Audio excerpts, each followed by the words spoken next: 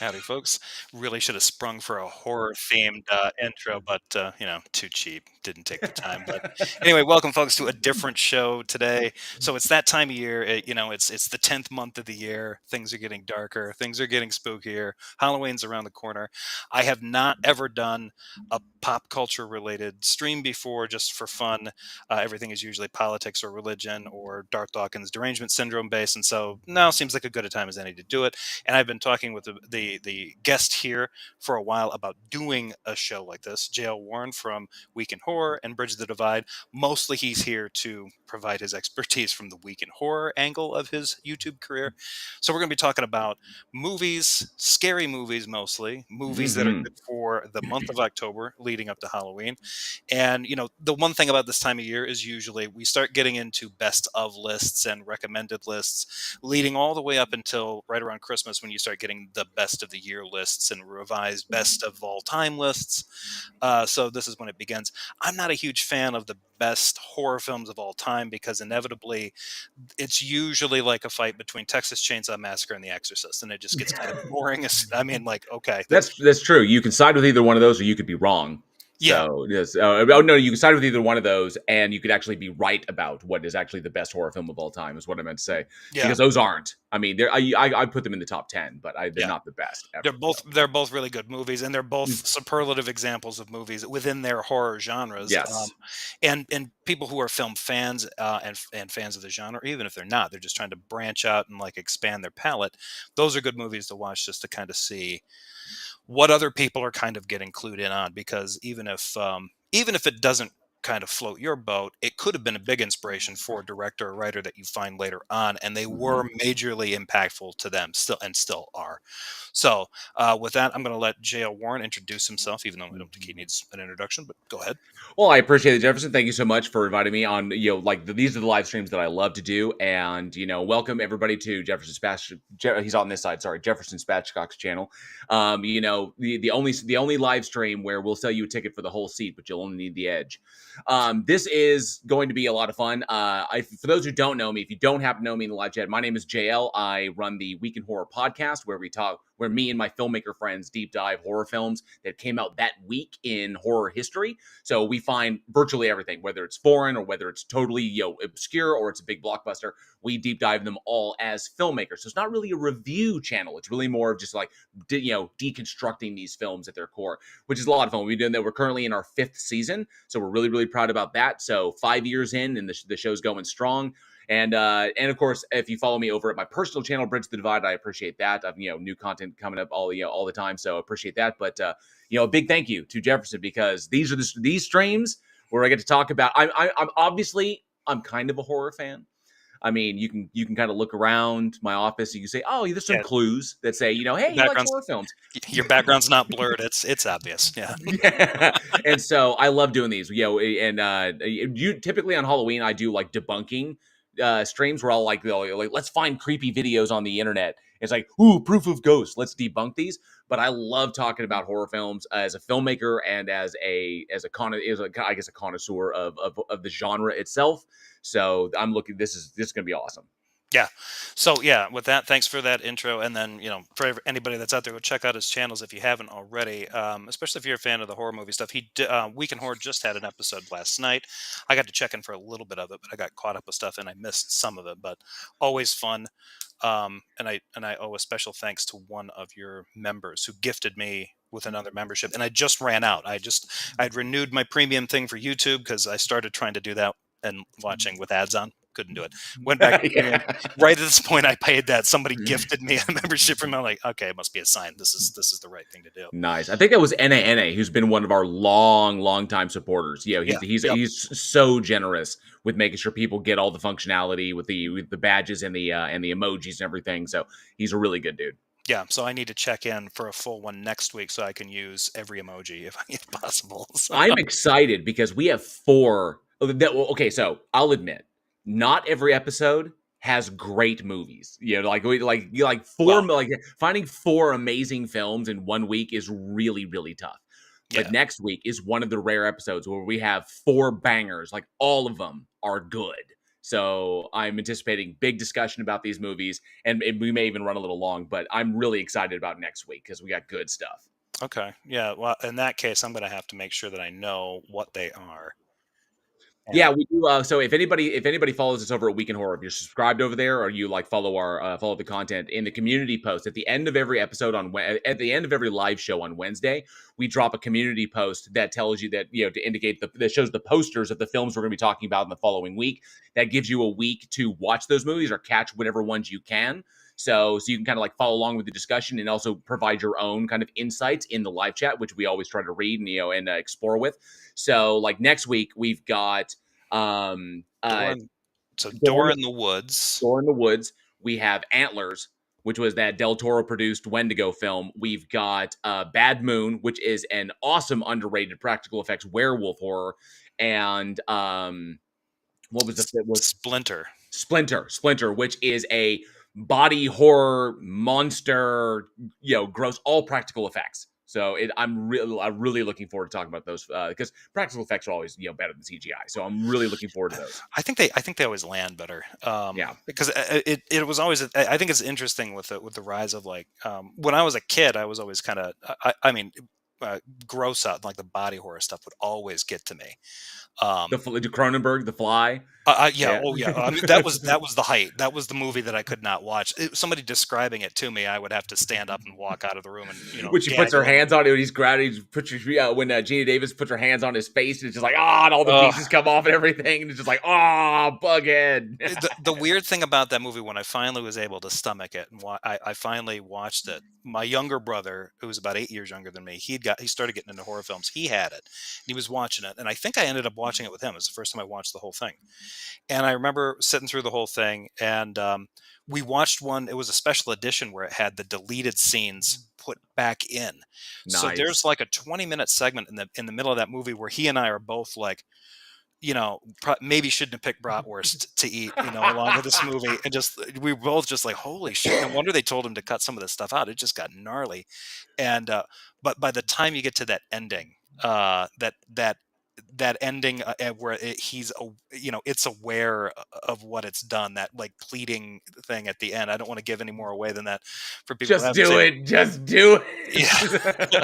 it. That ending really affected. I was like, holy shit, after being nauseated for this entire like 2-hour run, and now I'm tearing up. It was the weirdest combination of physical feelings, and I was like, this movie, and now it is one of my favorite films of all time. I'm like, this Oh this yeah. movie's brilliant. Like, uh, The thing that got my wife when she watched it, when I said, because it was last year, she'd never seen Cronenberg's The Fly. She'd only seen the Vincent Price one, and okay, so when I showed her Cronenberg's, she was like good throughout the whole thing until she got to like the feeding scene, when Jeff Goldblum was like bleh, like this, and she just yeah, went, she just looked at me, she's like, that is fucking gross. I was like, that is amazing, and he's just like, and then when he does it, and then he's like, oh, that was really, and then you have the moment of realization where Goldblum was like, oh, that was really gross. I'm sorry you had to yeah, see yeah. that. You just see him internalize her disgust, and it's just like, what the fuck? He's like, oh yeah, this is kind of nasty. And everything about that movie, I think it's underrated in the sense that a lot of people don't give it the, because I mean, the gore is right up front. Right. But it is this really sad movie because you're watching this character that you come to like, and it's part of the fact that Goldblum is charming in it, and you kind of start to grow to like his character. But he goes through like almost all the stages of grief for himself. Uh, and, and the terrifying part is the acceptance stage. Right. It's like, it's like, this is what uh, I am. yeah, until that kind of like falls apart. But yeah, it's which is actually really really probably the full acceptance. It's like, yeah, okay, you are this, but you are also still a man once too. Ooh, gross. But still Join me in the pod, woman. It's like, no, no, no, no, no, such a no. weird idea. Like, well, hey, it worked for me in The Fly. What about you, me, baby? Go in the like that Ah.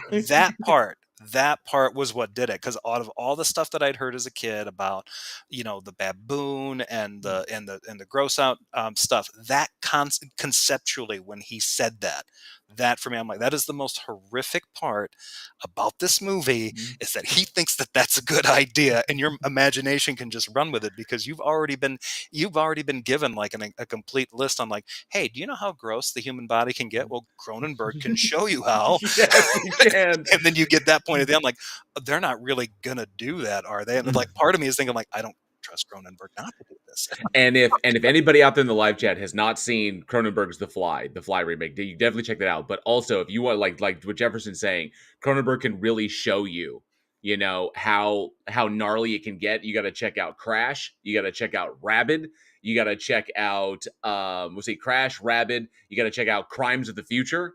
So I mean, and what is it? Videodrome and Videodrome. Existenz, because that shit will just twist your melon. So If you want a recommendation for, it's not too bad as far as a Halloween movie goes because I think it's kind of based in the fall. It's not a horror film, but it is kind of a thriller. Is History of Violence, which is one of my oh, favorite his movies. yeah, Really dark, very a weird kind of take on like how comfortable people can get with what they consider to be normal in terms of violence and its effect on sex and family, and right. it just There is a connectivity. There's yeah, connective. And the Cronenberg, I would to put it in Cronenberg terms, there is connective tissue yeah, between these things that draws them together, and it's gonna like. But when he throws it in your face, it's like this like throbbing fistula between these two things that we wish were separate, but they're not. yeah, And he does that so well. And but the what the and still it gets me, despite all this and the amazing way he does this. And you brought up History of Violence, which is you wouldn't expect it in his kind of like oeuvre, right? But the one that gets me is the Dead Zone, yeah, because the Dead Zone is like you when you watch that movie and you don't know who directed, you're like this. You wouldn't expect Cronenberg. Cronenberg hit that one, and like that just goes to show the genius behind the camera when he's doing that, because when he's got that vision and he's telling a particular story, when it's not a story that he's particularly behind, when he's adapting someone else's material, he knows what makes a great movie, and yeah, so he's able to carve out those gems and put together a magnificent piece, both from a narrative perspective and a pacing perspective, but also a cinematography perspective. That just, which yeah. is why Dead Zone is one of the greatest, probably top three adaptations of King's work. So Yeah, yeah, easily. And also one that if you've never seen, like if you haven't watched a lot of horror movies, The Dead Zone is a fascinating one, especially if you're kind of conspiracy if you like conspiracy theories, mystical stuff. It's not a gory film in any way, but it is worth watching. It probably was I mean, I don't think that it's really underrated, but at this point it's getting old enough where I think younger generations may be forgetting about it. And right. it is uniquely good. I mean, it's worth watching to see, a good performance from Christopher Walken that hopefully younger people will not giggle too much about it, because you're trying to I think stuff I down a bunch think of irony. I think with Walken's, Walken gives a performance that this was a time before he was kind of like, he fell into. I wouldn't say that Christopher Walken has been memed, but there is an expectation of what Walken does on screen these days because he's been doing it for so long. So it's like he's always going to be in a. It's like it's Christopher Walken playing Christopher Walken playing another person. So there's always going to be that element. But the Dead Zone was before he ever like before that ever got cemented. So you see Walken really play with the role and really go into specific. Now there's some elements that you'll see is like, there's the Walken that I know, because that's a tried and true tactic. Like when he yells and when he's doing certain things, but in his more nuanced moments, you see him. He still has that flexibility of an actor where he's going to try new stuff, which I always found really fascinating. And I love that you brought that up about, like, how people may be forgetting that. People may be forgetting about particular films of the, oh yeah, where people may be forgetting about some movies. But that's what I love about doing Week in Horror is we've had the opportunity to introduce our audience to a number of films that they may have forgotten or never knew existed. And one of my favorites was Night of the Creeps, which also, by the way, makes a fantastic Halloween film if you've never seen it. But because it's Tom Atkins firing on all cylinders, The an Creeps, yeah. amazing fucking film. It has a great alternate ending. Either ending works, but when I got that was the magic of it. And we got to talk. So we got to bring up Night of the Creeps, talk about that one extensively. People were kind of like, "What is this movie? Never seen it before." Everybody watches it, and they're like, "I get messages like, this movie's fucking amazing. How did I know it didn't exist?" And I was like, "Yes, yes, go watch it, spread it. You know, this new generation gets to watch it." Then I got to meet Tom Atkins.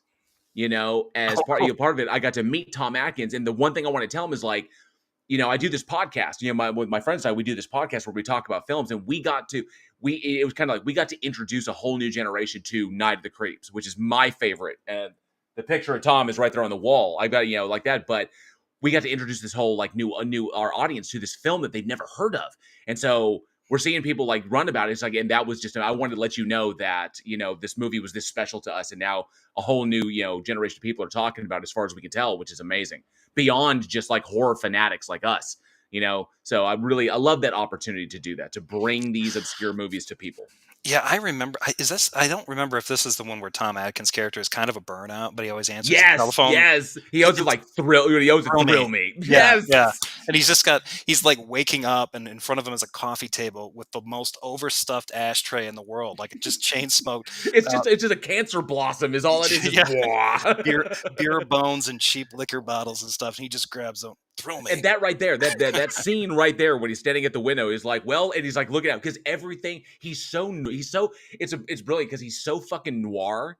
I mean, I'm sorry, I don't mean to cuss. I don't know if you have an issue with No, that. no, no. But, so It's fine at this point. he's so noir in his presentation, and no one around him is noir. So he's like a noir detective, at the like the end of his rope.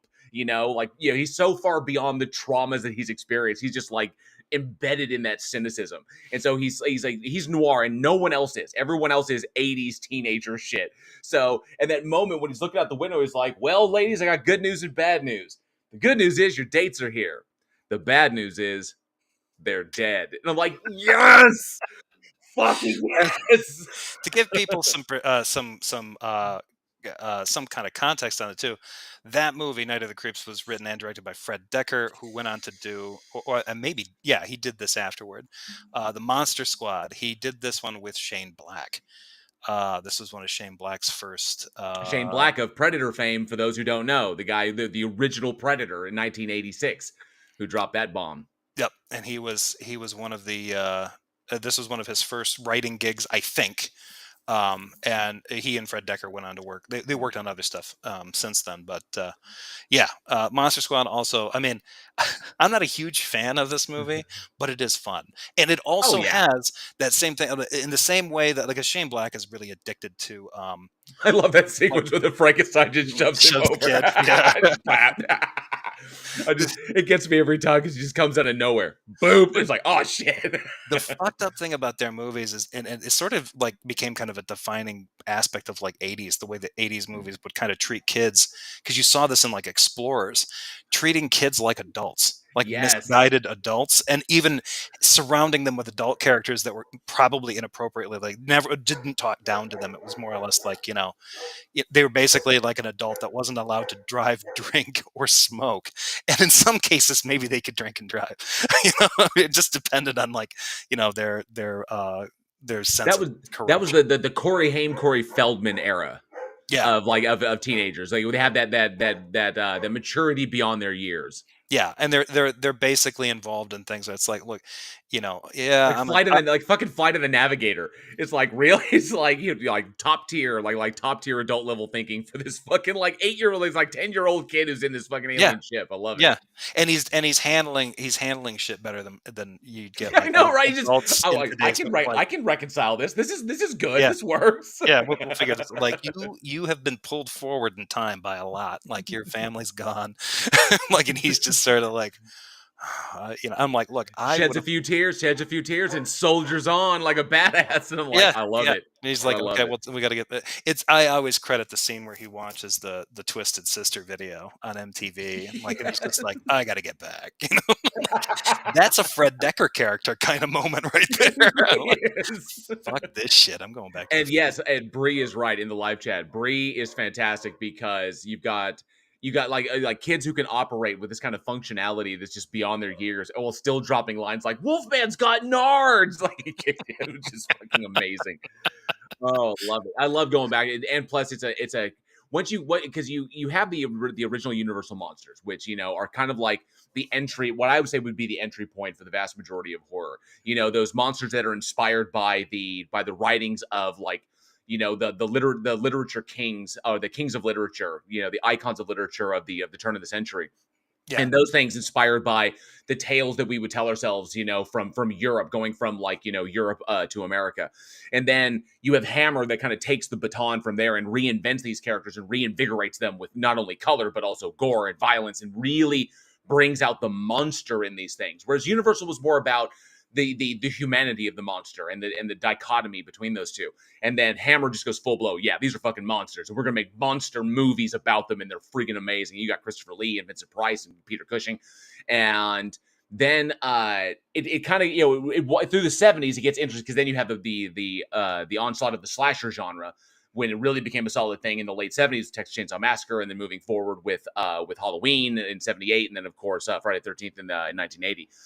But I love the classic monsters, and going to revisit them, which is what it kills me, that fucking Warner Brothers cannot do this shit right to Yeah. save their lives trying to. I mean, it's like either it's too much or it's too little, or it's Tom Cruise's The Mummy, and I want to punch myself in the face after I get done watching it, because even though Russell Crowe, I'm going to give him a shred of credit for at least giving us an interesting hide, because It, that's just Russell Crowe. Like, it it's like, was. okay, I so thought it I'm, was. I'm Russell Crowe and I'm going to act as Jekyll. But when I lose my shit, I'm just going to be Russell Crowe. Yeah. You're going to get unhinged Russell Crowe With throwing telephones and shit. with a Cockney accent. That Yeah, was, yeah, with really a the only. Cockney accent. Yeah, it was just like, Ugh. wait, I don't think he's acting here. I think this is just him wilding It's just out. Russell Crowe. It's just kind Yeah. of like his horror, like his psychological horror film Unhinged. Like that, where he's like I'm the crazy, like, pissed off, road rager. Oh, I'm gonna ruin your life and I shit. I So I actually I really enjoyed that movie up until the end. The ending makes no sense at all. I mean, there's plenty of motivational and just like plot difficulties with the movie, but I was willing to overlook a few of them until the very end. I'm like, and I think it's the same guy that wrote Red Eye. Um, I or think you're right. because I know Wes Craven directed the movie, but I think it was the same screenwriter, and it's almost the exact same ending. It's really sad. Uh, oh, I Oh got yeah, I mean, that was similar to, like, like the movie Fall. Okay, I don't know. Okay, so I bring this up. Are you afraid of heights?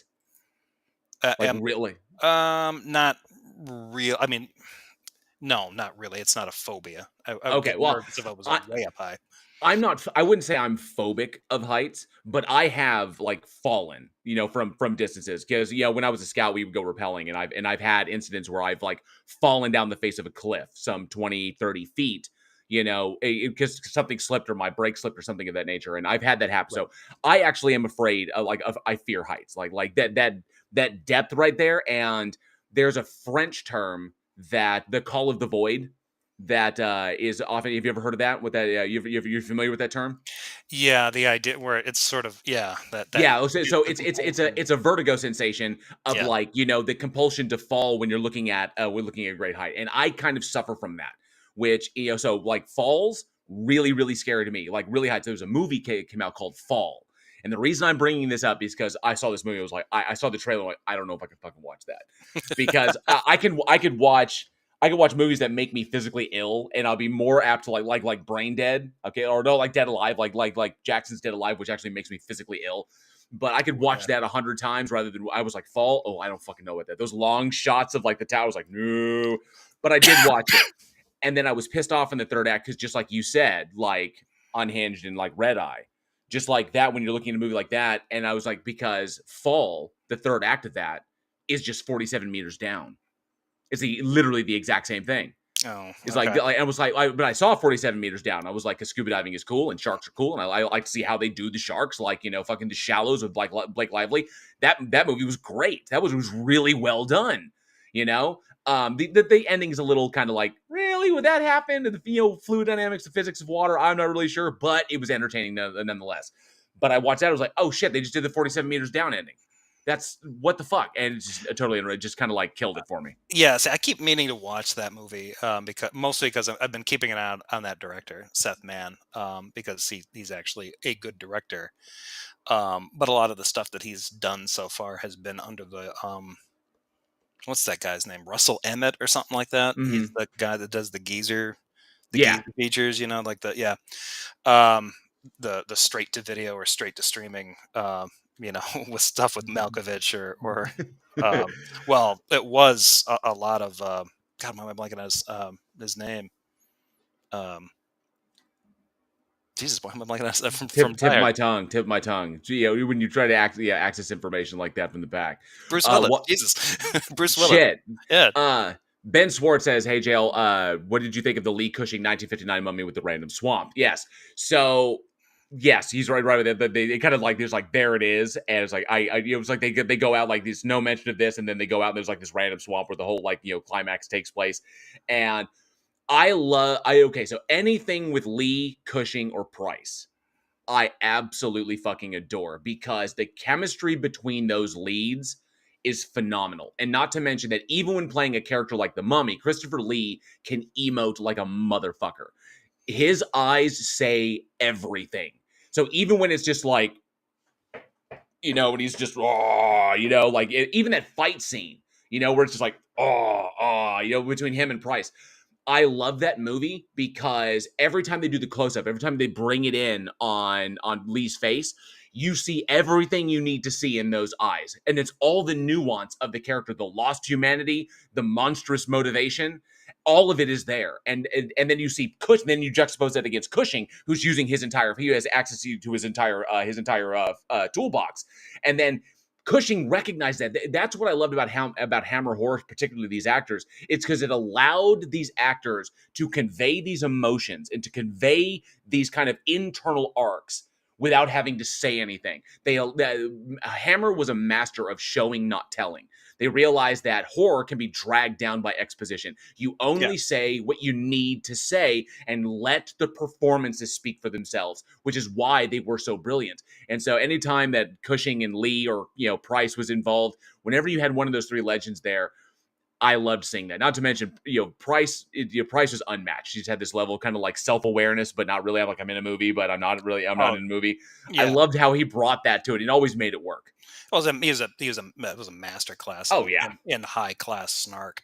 Um, And I love his film with his films. They always end with like, and now's the time for Vincent Price to give his kind of like monologue on what's fucked up with the world and why this whole thing has been a metaphor for the things we need to fix. And like his summation is always so beautiful. I love that. From it was the Monster Club. I loved that one. From The Fly when he did it was like, oh, and it's time for Vincent Price's summation. Everybody listen because this is really important. So I always love those moments. they were the exact opposite of the summaries that you would get from Steven Seagal at the end of his movie. Uh, Nice.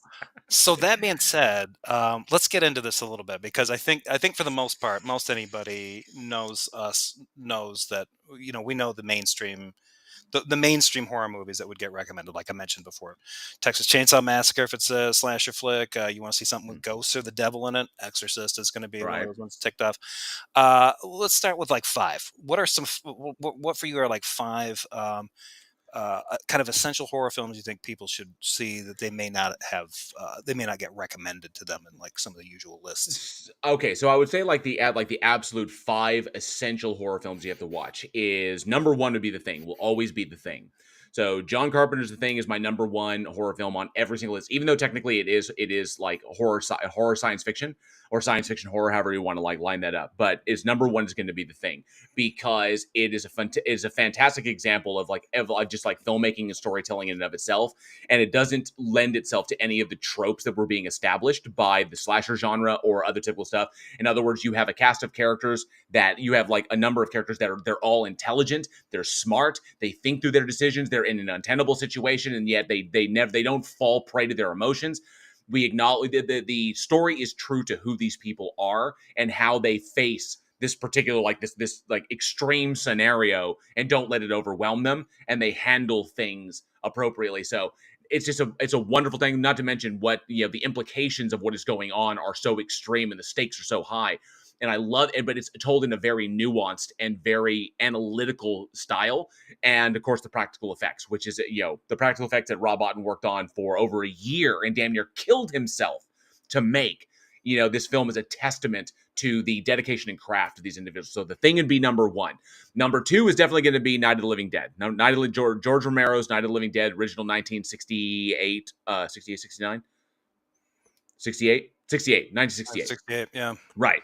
And because that was the first instance where zombies, or what Romero referred to as ghouls, where that was utilized to reflect an aspect of society and to provide a commentary on what was going on in the world, and especially in 1968.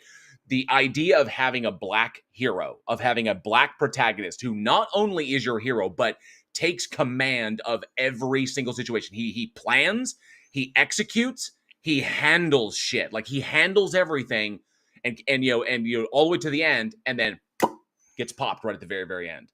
Yep. There is a societal message there that cannot be missed. So I would say number two, George Romero's original Night of the Living Dead. Number three would definitely be Rosemary's Baby. Rosemary's Baby, even though Yeah. I know some people out there are going to have a real problem with Roman Polanski, given number of things, but I try to separate the art from the artist. In these cases, Rosemary's Baby is fundamentally important because it was one of the more intense times when a filmmaker was willing to engage on topics that were, at the time, back in 1968 when this came out, at the time when these things were really taboo. And that was the aspect of the female character in response to the things going around, and how women are not only subjugated, but also gaslit into their subjugation, and how ostensibly the grand view of women is just a tool or a means to an end for men to accomplish their goal. And they will go by any means to do that, regardless of her feelings or her position or her perspective. And so Polanski put that on view in a way, in a most extreme way, with the pregnancy and the cult that was going on. But that really addressed major things at that time in the late 60s, going into the 70s. That was a huge thing. The I would say the themes that he touched on were brilliant and ahead of their time. So that just goes to his capacity as a filmmaker. As a person, he's a piece of shit. But Yeah. if you can separate the art from the artist, Rosemary's Baby, definitely. Number four, I'm probably gonna have to go with my all-time favorite slasher, which is Friday the 13th. Friday the 13th, even though there were slashers that came before it, you could technically go all the way back to 1960 with Psycho as kind of like a proto slasher. And there was movies like what was it? There was another one that came out in between in the 70s. For life of me, I can't remember the name of it. There's probably a reason. But then you had the Texas Chainsaw Massacre, and then you had Halloween in 1978. But 1980 was the key, because it was at that time that slashers were becoming so popular that Sean S. Cunningham dropped this bad boy, and he actually beat I hate to bring up another terrible name, the Weinsteins, because like Harvey Weinstein was currently making The Burning up in New York based on the Cropsey legend. But Sean S. Cunningham beat them to the box office, and he established that, even though The Burning started production before Friday the 13th did. So Friday the 13th was like slapdash, get it done, get it to theaters, do it right now. And so they beat The Burning to the punch. And so Friday the 13th established what we understand as literally informed the next, it informed the slasher genre as a whole. Those tropes still exist today. And the things that we come to expect of certain characters, like the idea, like in Cabin in the Woods, the idea of the five classic, stereotypical characters that you see in these, that was established in Friday the 13th. Friday the 13th informed the entire genre, and the entire subgenre of the slasher film is built upon what Friday the 13th primarily gave to it, as well as a little bit of Halloween, a little bit of Texas Chainsaw, a little bit of Psycho. It took from those, but Friday the 13th is the standard. That is your definitive slasher film. Because I've even talked to some people that still don't think Halloween is, even though it is a slasher, there's some people that disagree that it's really more of a proto slasher, because it's a two-hander, and it's literally just Michael, and there's a couple of kills, and then he's predominantly targeting Laurie. So some people review it as like a revenge film is first, or like a targeted thing, or like a stalker film in that respect. Whereas Halloween 2 was absolutely a freaking slasher film. But I would say number four is definitely Friday the 13th, the original Friday the 13th. And I would say the fifth one, if you dig, where can I go with this one? If I have to decide on a fifth one, man, I knew I was going to get trapped up. I was going to tripped up on five. if you like, no, I don't want to go with that one. I'm gonna have to say number 5 is going to be. I'm gonna have to side with probably my favorite, and this is actually kind of new, which is interesting. I'm gonna have to side with one of my favorite underrated Lovecraftian horror films, because cosmic horror, Lovecraftian horror, psychological horror. I'm kind of torn. I'm torn between two for the number 5 slot, because both of them kind of go in that direction. The first one, I would say, so I'm gonna do this a 2-part. The first one is Black Mountainside. Black Mountainside is fantastic because it's Lovecraftian horror, it's cosmic horror, it's psychological horror in that respect. But the brilliance of this movie and why I'm recommending it as a number 5 slot is because it showcases exactly how you can tell a cosmic level story on a minimal budget, and how showing not telling and the masterful use of light and sound can be absolutely terrifying. It's almost like, I would say, almost like early Spielberg stuff. I'm not going to put it on that level, but it's almost like that, where Spielberg showed and he didn't tell. If you think of Duel, the simplicity of Duel, which is why I love Black Mountainside as far as that. But I'm going to two-part that one, because the other one is Session 9. Because Session Really? 9 because Session 9, everybody interprets differently. Because everyone takes away something a little bit different, because the audience is drawn to identify with a different character on the cleaning crew. Like for me, when I first watched it, I immediately identified with David Caruso's character. Like, absolutely. I was like, oh, I completely see the world through his perspective. But everybody's got their own information they bring to this scenario, which is why the outcomes are not always the same until the final climax. I don't want to spoil it. So I'm going Yeah. to divide that between Black Mountainside and Session 9 for the sheer artistry. And both are phenomenal examples of how you can tell a complex, deep, and nuanced story on a low budget, which is really important. So I'm going to say that's my top 5/6. Okay. Yeah. That's a good list. I think I've seen every one of those. I have not seen Black Mountainside. In fact, I'd never even heard of it. Yeah, I'll have to it's ask a my brother little about it. known one. It's currently Black Mountain Side is currently available on Amazon Prime, so you can I think it's free, but you can definitely go check it out. And like Wilberforce says, Session 9 is absolutely superb. It's one of those amazingly underrated films. It really, really is. And I'm hard pressed because, and oh, hi Bree, you and I could go on about the Blob 88 juxtaposed against the Blob 58, the 30-year difference between those, and what those stories are saying about Americana. We could do that all day long, but that's a story for another. That's a discussion for another time. Yeah, those And are both good movies. I really like the '88 one. I love what they refer. I love the reference, like literally the. If you were to put it in like scientific terms, like the frame of reference for each film is fucking brilliant about what it says about the state of America at the time, what the Yeah, '50s said and what the '80s said, and it's the same story. But yeah, all you have to do is shift the frame of reference. Is like, holy shit, yeah, the Blob in a post Vietnam or post Korea, post Vietnam era, where now it's the Cold War, and you from that kind of like heightened paranoia kind of in 1980, it was like 88. When you look at it, it's like, yeah, and then it's no longer the strapping American lad, Steve McQueen to the rescue, like I'm the all American boy. It's no longer, that's not your hero anymore. Your hero is the bad boy, the outcast who thinks for himself and doesn't follow the rules, and finds his own way and forges his own path and doesn't fall into the whole like corporate dynamic. And the rejection of that culture informs that whole movie, and is why the hero is successful, because he doesn't fall in line. He does, because we realize the heroes don't have to be your carbon cut Boy Scout, all American, leave it to Beaver, father knows best, fucking, archetype. You don't have to have that to be a hero. He doesn't have to be, that kind of shit. It can be the guy who wears leather and rides a motorcycle and says fuck you to the cops, and he can figure out what to do. And I love that mentality shift between the 50s and the 80s. Fucking brilliant. yeah. I don't know that I have. I don't know that I would have a top five. My top five would definitely be very different. What is your top 5? I've been wanting to know this for forever. So, Top five for horror. yeah. Yeah, because most of mine are going to get kind of weird. I guess starting out, probably at number five, mostly because of it's such a mess, but it kind of informs a lot of what I look for in movies. Is Michael Mann's The Keep? Yeah, holy shit.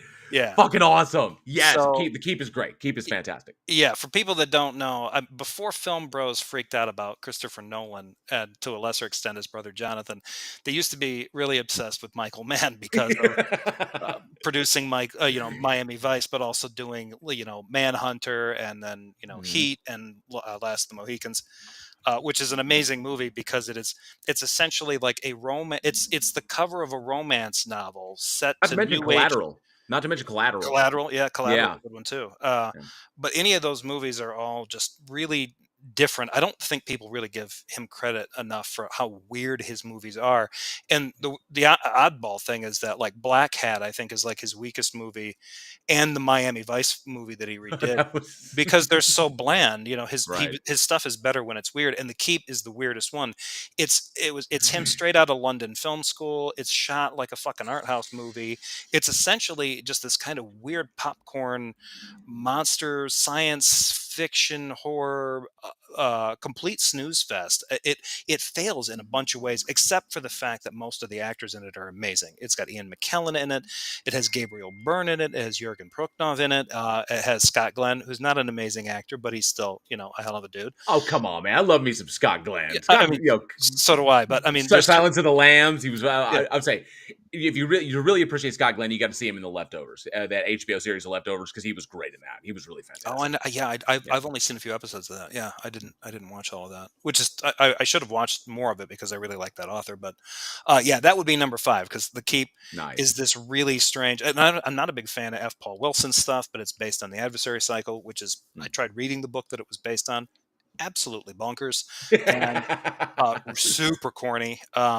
Yeah, there's a bunch of stuff in it that should not work, but for whatever reason, the way it is put together in that, and I can even tell watching it like this isn't what he wanted, and he's been running from it ever since. I think he wants it burned. I fucking love it. I absolutely love that movie. If it's on, I will stare at it and then demand everyone be quiet and ask it to be turned up so I can listen to that corny ass overdone Tangerine Dream song in it. But the thing that I like about it is that to me, it's the best Dracula film that's never been made. It does with Dracula. It's the same that weird kind of like you're already wigged out about whatever this thing is holding inside it before you ever see it, and it does a Mm, really good job of that. And I always thought like, man, this feels kind of the fact that they're in a Transylvanian village makes it even better. The right. fact that these things are supposed to be kind of like the proto, the origin of these myths, and that to me always felt like this is a really interesting way to set up. And the fact that it's a drama, it's a period piece, it's a horror film, it's a science, like kind of speculative science fiction. It could also be like alternative historical films if it has some really weird entailments. And then on top of it, it could have launched into some kind of like action film too. Like there's all these elements just kind of stirred into it, and I thought that was really one of the goals. I think four would probably be The Thing. Uh, I Nice. I always liked but for me it wasn't. I mean, the practical effects always freaked me out, and they were always nauseating to me. But When that thing splits open and that fucking dog skull is like, bah, yeah, just oh, falls like you the knew it was on. when it pees on the other dog. Yes. It's just like, oh, that is just it comes from outer space, and here it is peeing on a dog. Like, you bastard. I always love the special effects of that. Yeah, I mean, I'm sure you're aware of how they pulled that off, like what they used. Yeah, yeah, I've seen some of the behind the scenes, like making Yeah, of okay. So stuff. Yeah, it's for those who don't know in the live chat, because this is one of the fascinating things of doing this stuff is if you watch that scene, the thing that's the moment the thing is like all the dog's head is all starfished out and shit, and it starts spraying this goo like this nastiness onto the other dog, like this other dog, like like this. The fluid that they used was the fluid that they used to aerate into Twinkies. So like they pour that fluid in and they go and they fill up a Twinkie that's with that right. cream stuff. That's the stuff they sprayed the dog with was the fluid that they used to make the cream filling in Twinkies once they aerated. There's just the unaerated liquid version, which I found. I was like, that is brilliant because it looks so nasty. It's just like, bleh, and the dog is like legit. Like, what is this? This is horrible. Yeah, yeah. I mean, yeah. If it wasn't food based, I'm sure that's abuse. But yeah, the fact that, but for me, anyway, the thing that really caught my attention with it, because I don't, it was Mm, one of those movies that as a kid I always kind of avoided because I thought it would be too scary. Like I would get too anxious watching it. But I would watch scenes, and there were the shots where there was something about the way the shots were set up where he'd set up a camera just in a hallway looking into a room, and it was just lit with like a bulb, and it'd be like Wilford Brimley sitting there, maybe thinking about oatmeal. It doesn't matter, he's just doing his thing.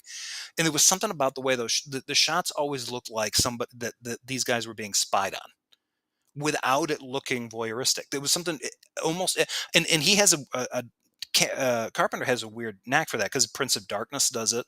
Yes. And what's another one that does it as well? One of his other movies.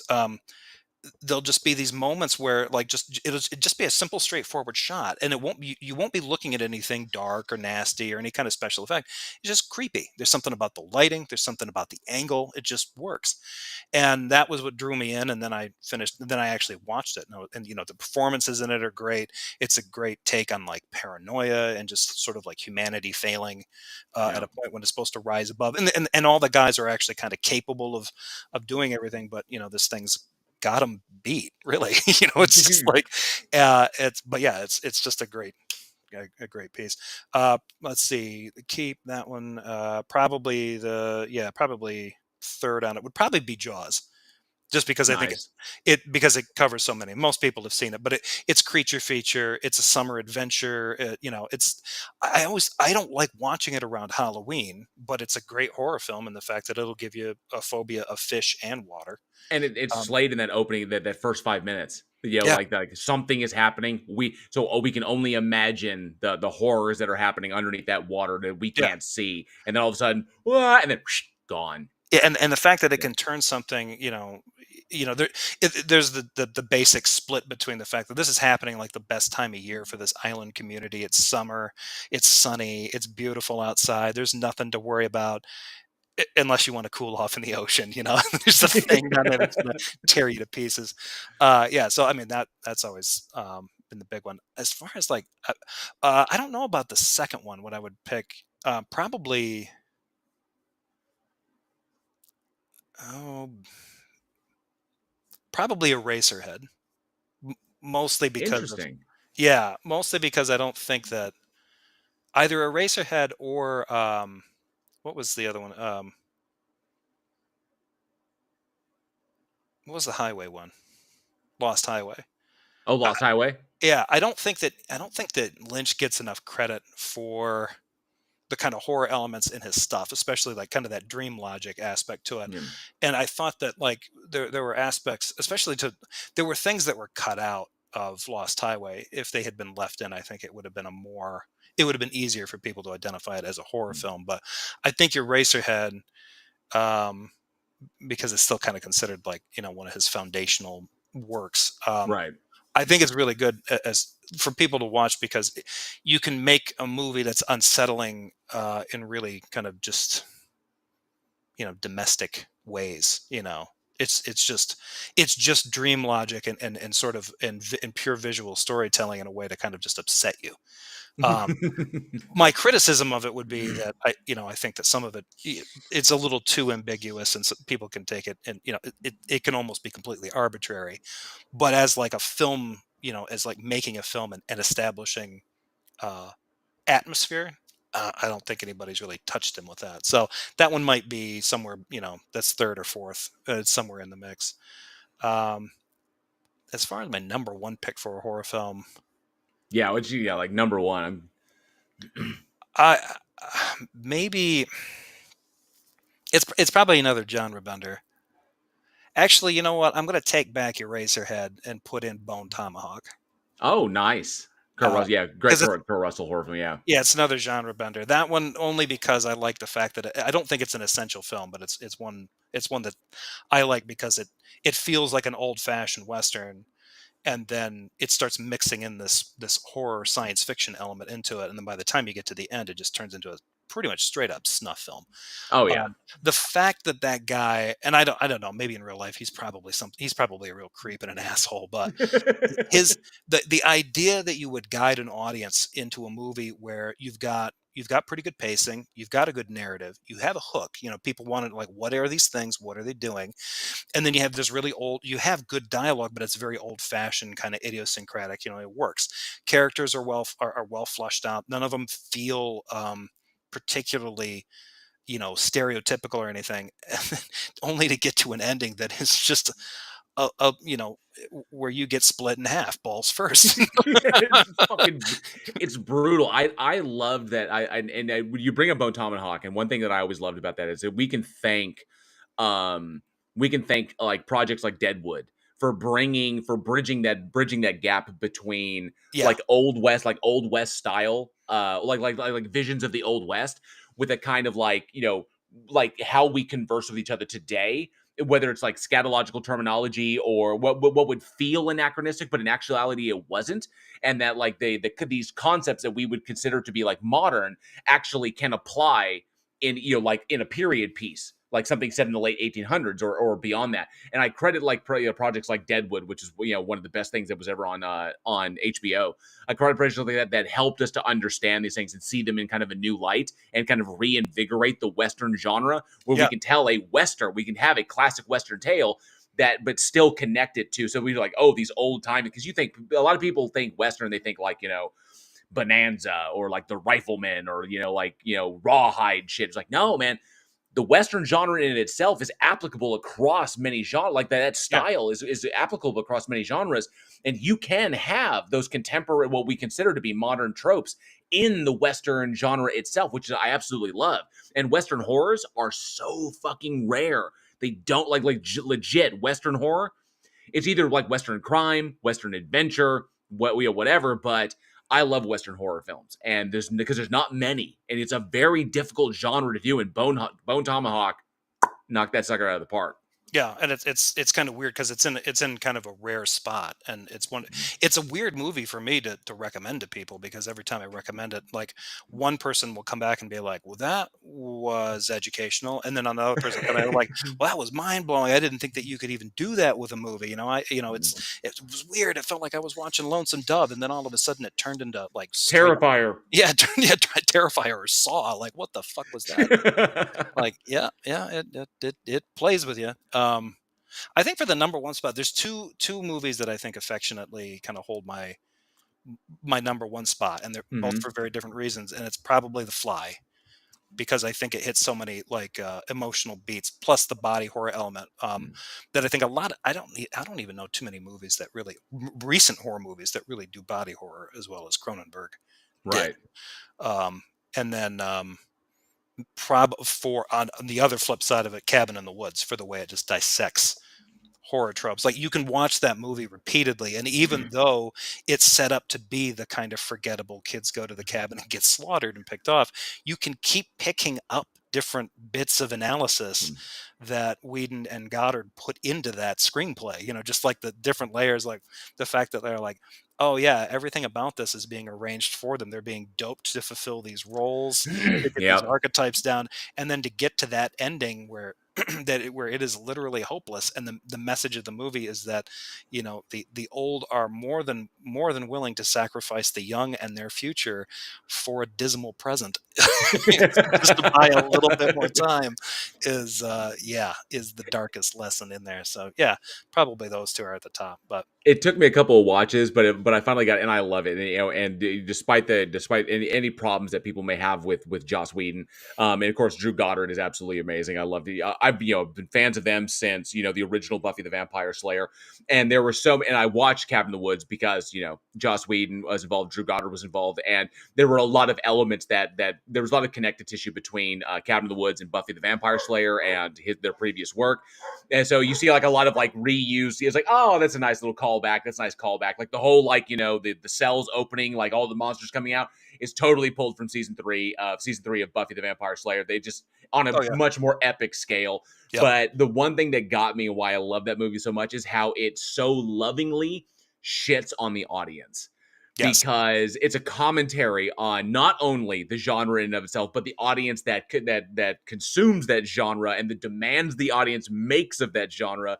And that's why I love so much, because like, wow, it's like I see the commentary there, but the way they're dumping on it is done in a very loving and very kind of like you do this, but we love you for it kind of thing. It's kind of like Yeah. we love you in spite of. Oh no, we don't love you to spite them. We love you because this is what you want from us and what you force us to do. I'm So gonna and I'm gonna credit that balance with Goddard rather than Whedon, yes, because when yes. Whedon's been put in a situation where he has to sort of straddle, like, okay, slapping an audience in the face and, reminding them that they're shitbags for liking certain things in a loving way, it's like, no, he hasn't been able to do that. Um, yeah. In fact, now that I'm noticing that as this has gone on, it's getting creepier and creepier because I'm just sitting here in the dark. I'm kind of like, It's a little bit just kind of like a face in the dark.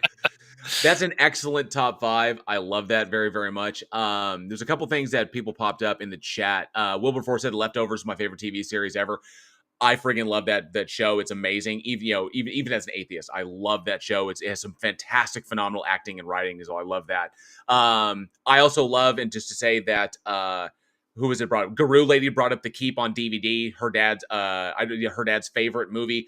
On the hunt for a copy of The Keep with the alternative ending, because there was the TV broadcast ending and there was the original ending. Both I've heard. both. Uh-huh. Yeah, yeah, I've heard that. I've never seen the TV ending where he's still alive, right? She brings him Yeah, back with it's a on yeah. YouTube. You can pull it up on YouTube. It's Okay. available there. But to Yeah. find a copy that has it would be, I think, will be very, very cool. Make a good addition to a collection.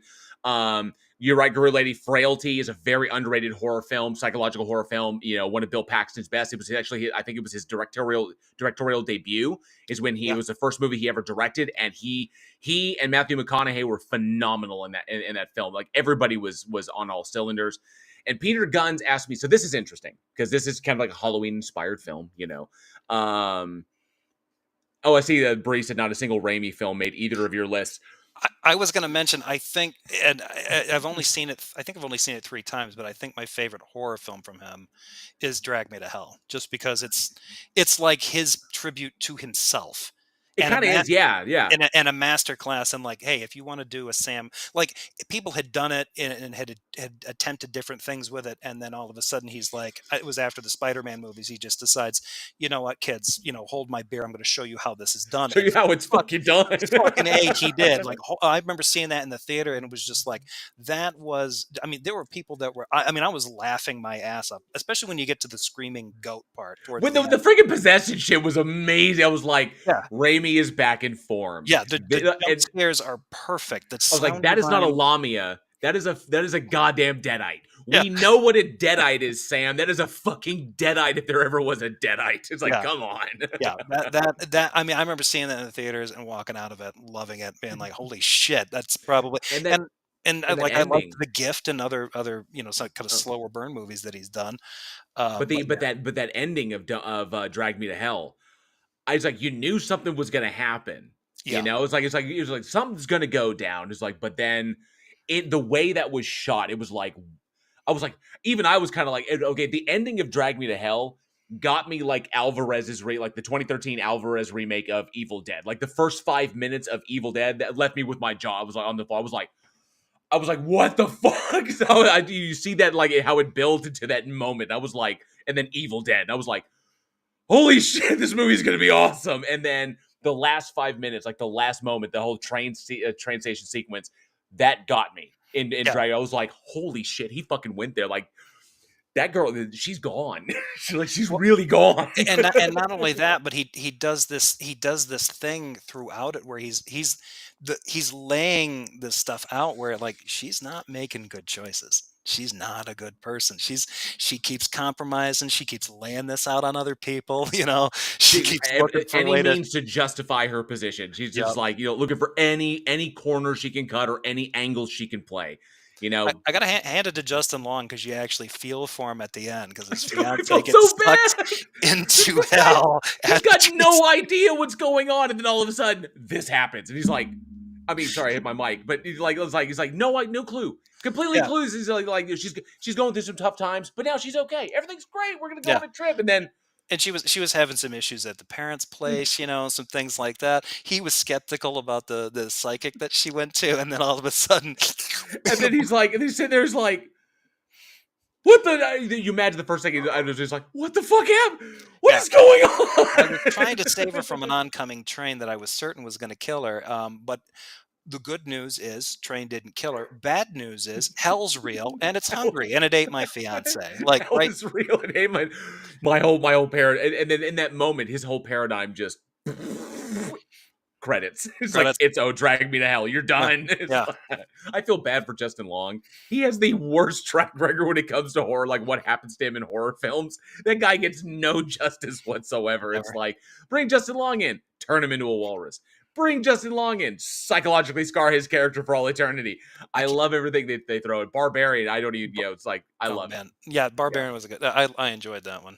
Okay, so let me. That cat just came in to die. That's all he did. Yeah, He came in exactly. to die. It's like, I've I've got a question for you since we've talked about the ones we like. uh huh. I'm kind of interested in what are some, like, are there any of the so-called like high end, whatever they call them, highbrow horror movies that you think are overrated?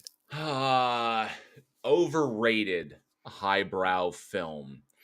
Um, Because I have a few, not as many as my younger brother because he's such a Hammer film fan and such a fan of like or of like even like the kind of the Japanese, the kaiju flicks and stuff like that, that a lot of the, like, if it's a horror film and it comes from A24, he's almost immediately dismissive of it. Like, oh, okay. yeah, Oh, damn. All right. So you may have to go with yours because I'm going to think about like of completely overrated horror films because the way yeah. I approach them is a little bit different. So I may have to think about that for a second. So I remember when I heard first, for me, the first one that comes to mind is Hereditary.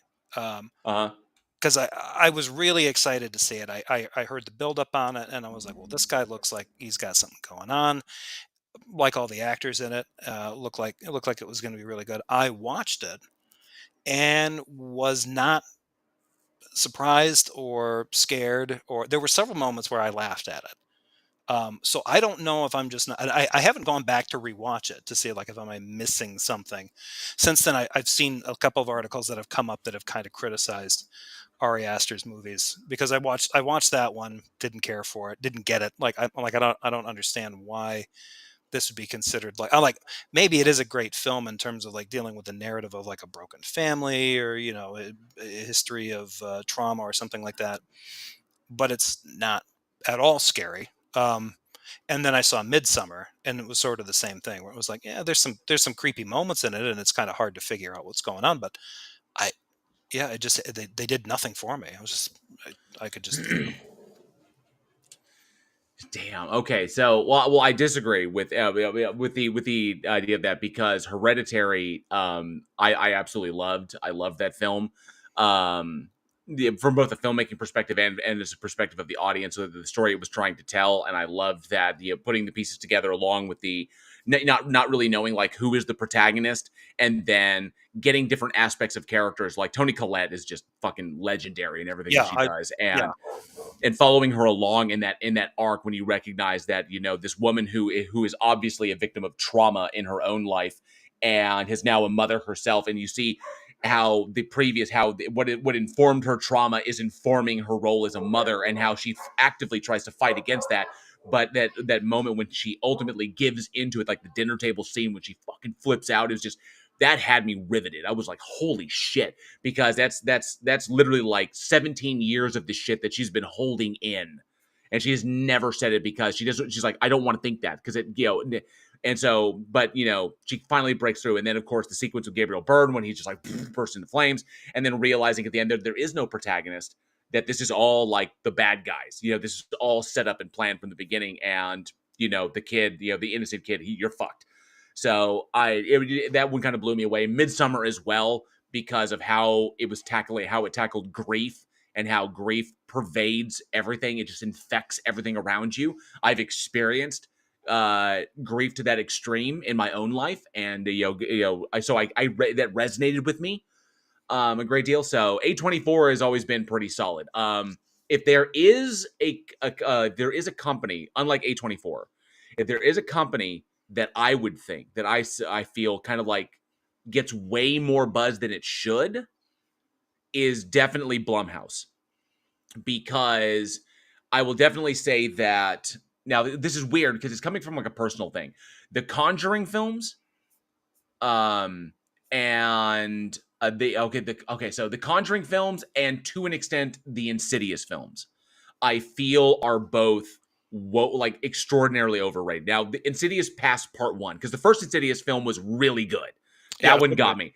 It's Insidious part two and going beyond trying to expand that mythology and make it turn it into a franchise. That was woefully overrated because it's the same shit over and over again. It's the goddamn formula that they now have down perfect. I can literally watch those movies and I can be like 3, 2, 1, jump scare. 5, 4, 3, 2, 1, jump scare.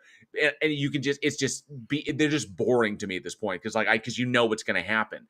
And the Conjuring films are especially extraordinarily overblown, and I really am not a fan of them because I'm not a like I appreciate them for what they are, but I'm not a fan of them because I know too much about Ed and Lorraine Warren in real life Yeah, and about their crap, and I feel that these films don't come from a good place. That the core of the core behind these films is rotten, and so I don't really respect the story that's being told because I know it's trying to gloss over the really tragic shit that was behind all this, not just from like the people that were affected, but from the grifters that were preying on these people. So I think that they get way too much hype and way too much money is spent blowing these up. Blumhouse, you know, sure they gave us Paranormal Activity, but they also give us these movies that are just like so overhyped when they're just formulaic jump scare nonsense that don't contribute to the genre and are only there to make more money. But I get it because Blumhouse uses that money to make other good stuff, which I yeah, really enjoy, which I like. Like, and so it's torn, but I'll say Blumhouse gets way more hype than I think it deserves sometimes. But as far as like an individual film, fuck. Trying to think of a movie that got way too much hype, that was way overhyped and was just son of a bitch. As far as like a horror film goes, that's hard. yeah. Because horror movies, I think, I mean, because one would be like the first one that I think my brother and I disagreed on was The Witch. Um, Okay. So, are you in the camp? Are you yay or nay?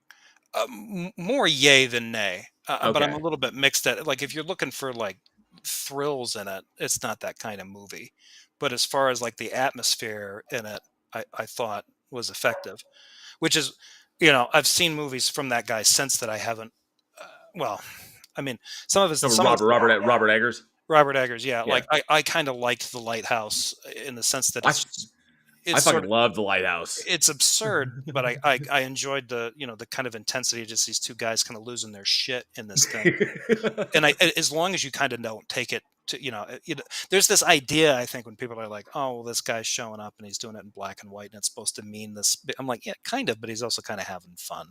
Um, the And Willem Dafoe's like his like his C monologue, like staring into the deal, and that slow kind of close. It was just like just unblinking, unflinching. It was like I was like Willem Dafoe was like ever since Antichrist. I'm in Willem Dafoe horror. Bring it, bring it. I'm just gonna sit here I, and I bask. I still have not seen Antichrist. I haven't seen that. Really. Yeah, I haven't seen that. So the Lars von Trier, his Depression trilogy is what it's kind of called, and it's Antichrist, Melancholia, and Nymphomaniac. Yeah. Antichrist will push you to your limits. Melancholia is an absolutely gorgeous and beautiful film that I don't think gets the credit that it deserves. There's a reason why Kirsten Dunst was the first actress to win that prize at I believe it was at Cannes when she won, or she won the Palm, and so I Oh, was kind of like, holy shit, like I heard about that, I was like, okay, I gotta watch this movie. Kirsten Dunst, her and Charlotte Gainsbourg together are just fucking phenomenal. They're just brilliant. But Melancholia was fantastic. Antichrist will push you to your fucking limits because it addresses some of the like the hardest like the hardcore shit that like the really really dark aspects of like things that we take for granted every day. It pushes those boundaries, like pushes hard into those territories. Relationships between the gender understanding between men and women, the role of the mother in motherhood, and the stresses upon the mother, and the give and take relationship of the partnership of parents, and the dichotomy between doctor and lover, or between doctor and provider and lover and friend, and how these things oh, it's so fucking intense. Not to mention that the story is predominantly told from the perspective of an unreliable narrator until it switches to the reliable narrator, but then what the reliable narrator sees not so reliable. It's fucking insane. It's like almost like this dark stream of consciousness. So because Trier himself said he was in an incredibly dark place when he came up with that film, and I can see it. It's all over the place, and the Yeah. symbolism and everything is just it's horrifying. Hmm. Yeah, I'll have to check it out. I haven't. I don't think I haven't seen too many Lars von Trier films, to be honest. But yeah, But yeah, as yeah, far as like super overrated, I can't think of one that got more press than it should have, because there are elements that I can see that are really solid in the vast majority of horror films. So because I can see, because like for me, Midsummer was fantastic, Hereditary was fucking fantastic, Lighthouse was great. I love the majority of the stuff that comes out of A24 or Blumhouse or let's see yeah, I can't think of one that was just like blown up. I would say, if I were to say that anything was overhyped by both the media and everything, the most I think I would say would be no, because I can't even really say that, because it really wasn't, because the problem is that nowadays that critics typically get early access, and if critics don't get early access to films, that's generally a very bad sign when it's not pre-released for like reviews before it hits the theaters. If it goes straight to theaters, straight to DVD, typically critics have nothing. We don't know until everybody watches. Everybody gets to watch at the same time. If it goes to critics first, you could generally say there's probably some very good things about the movie. But if it doesn't screen first for critics, then it's likely not going to be good, because they don't want that negative press to affect its box office run. So yeah, it's yeah, hard to say. I'd have to really think about it and see if there was one that I thought. yeah. I'm actually going through a list of some of the movies. I don't know that some of these I haven't seen, but one that was pretty good. I remember this one, Enemy. That's a hell of a movie. Oh, you said Enemy? Enemy, yeah. With Jake Gyllenhaal. I think it's a Denis Villeneuve movie. I believe. Is it Enemies? Or No, it's Enemy. oh, Enemy. Oh, the Doppelganger one. Yeah, Yeah. yeah. That one. I mean, I really liked that one. That one, I don't think it got enough attention. Actually, I'm pretty sure that's a Denis Villeneuve movie. One Yeah. one of the strangest endings I've ever seen in a movie. Have you seen it? I've seen clips from it, but I haven't actually sat down and watched it in its totality. And I do need to watch that, because look, reminding myself of the cast, it's got Isabella Rossellini and it's got Sarah Gaden in it. So it's a fantastic cast, and of course Jake Gyllenhaal is like great in what he does. I'm gonna have to sit down and watch that. I think it was because it was a doppelganger film, and there was another one that came out with Aaron Eisenberg, where it was the same thing with Okay. him, and there was give me one second, I want to make sure I get the name of it, because Aaron, let's see, or was it no Jake Eisenberg? No, fucking what what the shit? Hang on a sec, I'm fucking Oh, my you're names. thinking of, Jesse Eisenberg. yeah, and that one was the Double, I The think. Double, yeah, Yeah. which was So, and I saw the Double first because I like Mia Wasikowska. So I like the work she does, and I think she's a very talented actress and underrated. And Jesse Eisenberg I've liked for forever. So I was like, I'm going to give that one a watch, and that one wasn't bad. It was kind of done in that there's a weird a movie driven by Jesse Eisenberg and a movie driven by Jake Gyllenhaal are going to have fundamentally different energies, and so of what they bring to it. So it's an interesting way to tell that story in two different ways, in two different tones. So I'm gonna have to check out Enemy. Yeah. Um, yeah, it's not it's probably it does not it doesn't even really progress the way that you'd think. There's a Hmm. really interesting thing that he does with kind of scene, so your scene break, things that I mean, at first it's just like, what the fuck is going on with this kind of stuff? And then you get to the end, and then it's like, it took me a minute, and then I'm like, okay, I think I know what they're doing with the story here. And then I caught a couple interviews with him and Gyllenhaal talking about it, and it's like, okay, yeah. When you know that, the ending makes a little bit more sense, but it's still kind of it's yeah, visually it's kind of a punch. The I think the only one I could think of that I'd seen was Men. I was really looking forward to Okay. that one because of the director. Yeah, I'm a Rory Cochrane fan, big Yeah, time. yeah, Since yeah. He's a great actor, and mm. and he's fantastic in it. And it is a very trippy movie. Um, but it kind of felt like, especially towards the very last bit of it, kind of feels a little disconnected. Something like that is a premise like that is really hard to stick the landing on, and Yeah, I understand that as a writer myself. Sometimes you can kind of like paint yourself into a corner. You have something real, you have like momentum going in a direction, but sticking the landing on a movie like Men would be really really hard without alienating somebody or something. So, and I get why it stumbles. I don't want to spoil anything for anybody out there, but yeah, it's understandable because sometimes endings are hard. It's just like endings are fucking hard sometimes. Just ask yeah. Stephen King. Uh, Actually, out of my top 5, I'd forgotten about this movie because everybody forgets about this movie, and I really should have. I should use this to probably replace Eraserhead, mostly because it does the same thing, but it probably does it better than his did. Under the Skin. oh yes, Scarlett I don't. Johansson. Yeah, I don't think I've seen a Jonathan Glazer movie that I've disliked. And I'm looking forward to seeing the new one that he had out. I don't think it's over here yet. Um, but that movie, if anybody gets a chance to see it, under this, it's a slow, very slow burn of a movie. Yeah, that If you weird. know, you know. Yeah, it's not super gory. It is just odd. But yeah, give it a shot. The music to it is amazing. Um, my one of the things that we do, my brother does when he does his prep stuff for like Halloween night. He's getting candy put out and everything. He'll set up like a smoke machine. He'll put music on. And one year, a few years ago, they were trying to put together a list, and I was like, well, you know what, you ought to mix in there tracks from Under the Skin soundtrack. And my sister was over and she was putting it together. She's like, oh yeah, I'll do that. They put them together. I get over to the house late, just before stuff starts to set off, and they're getting things set up and everything. I show up, and I'm bringing like spare candy and stuff, and they've already got it planned. And I'm like, holy shit! I'm like, is that from the soundtrack? She's like, yeah, we're probably going to turn that off because it's scaring people. Nice. So yeah, watch it at least for the soundtrack. It is a weird movie, but very cool. Yeah, Look, I always forget about uh-huh.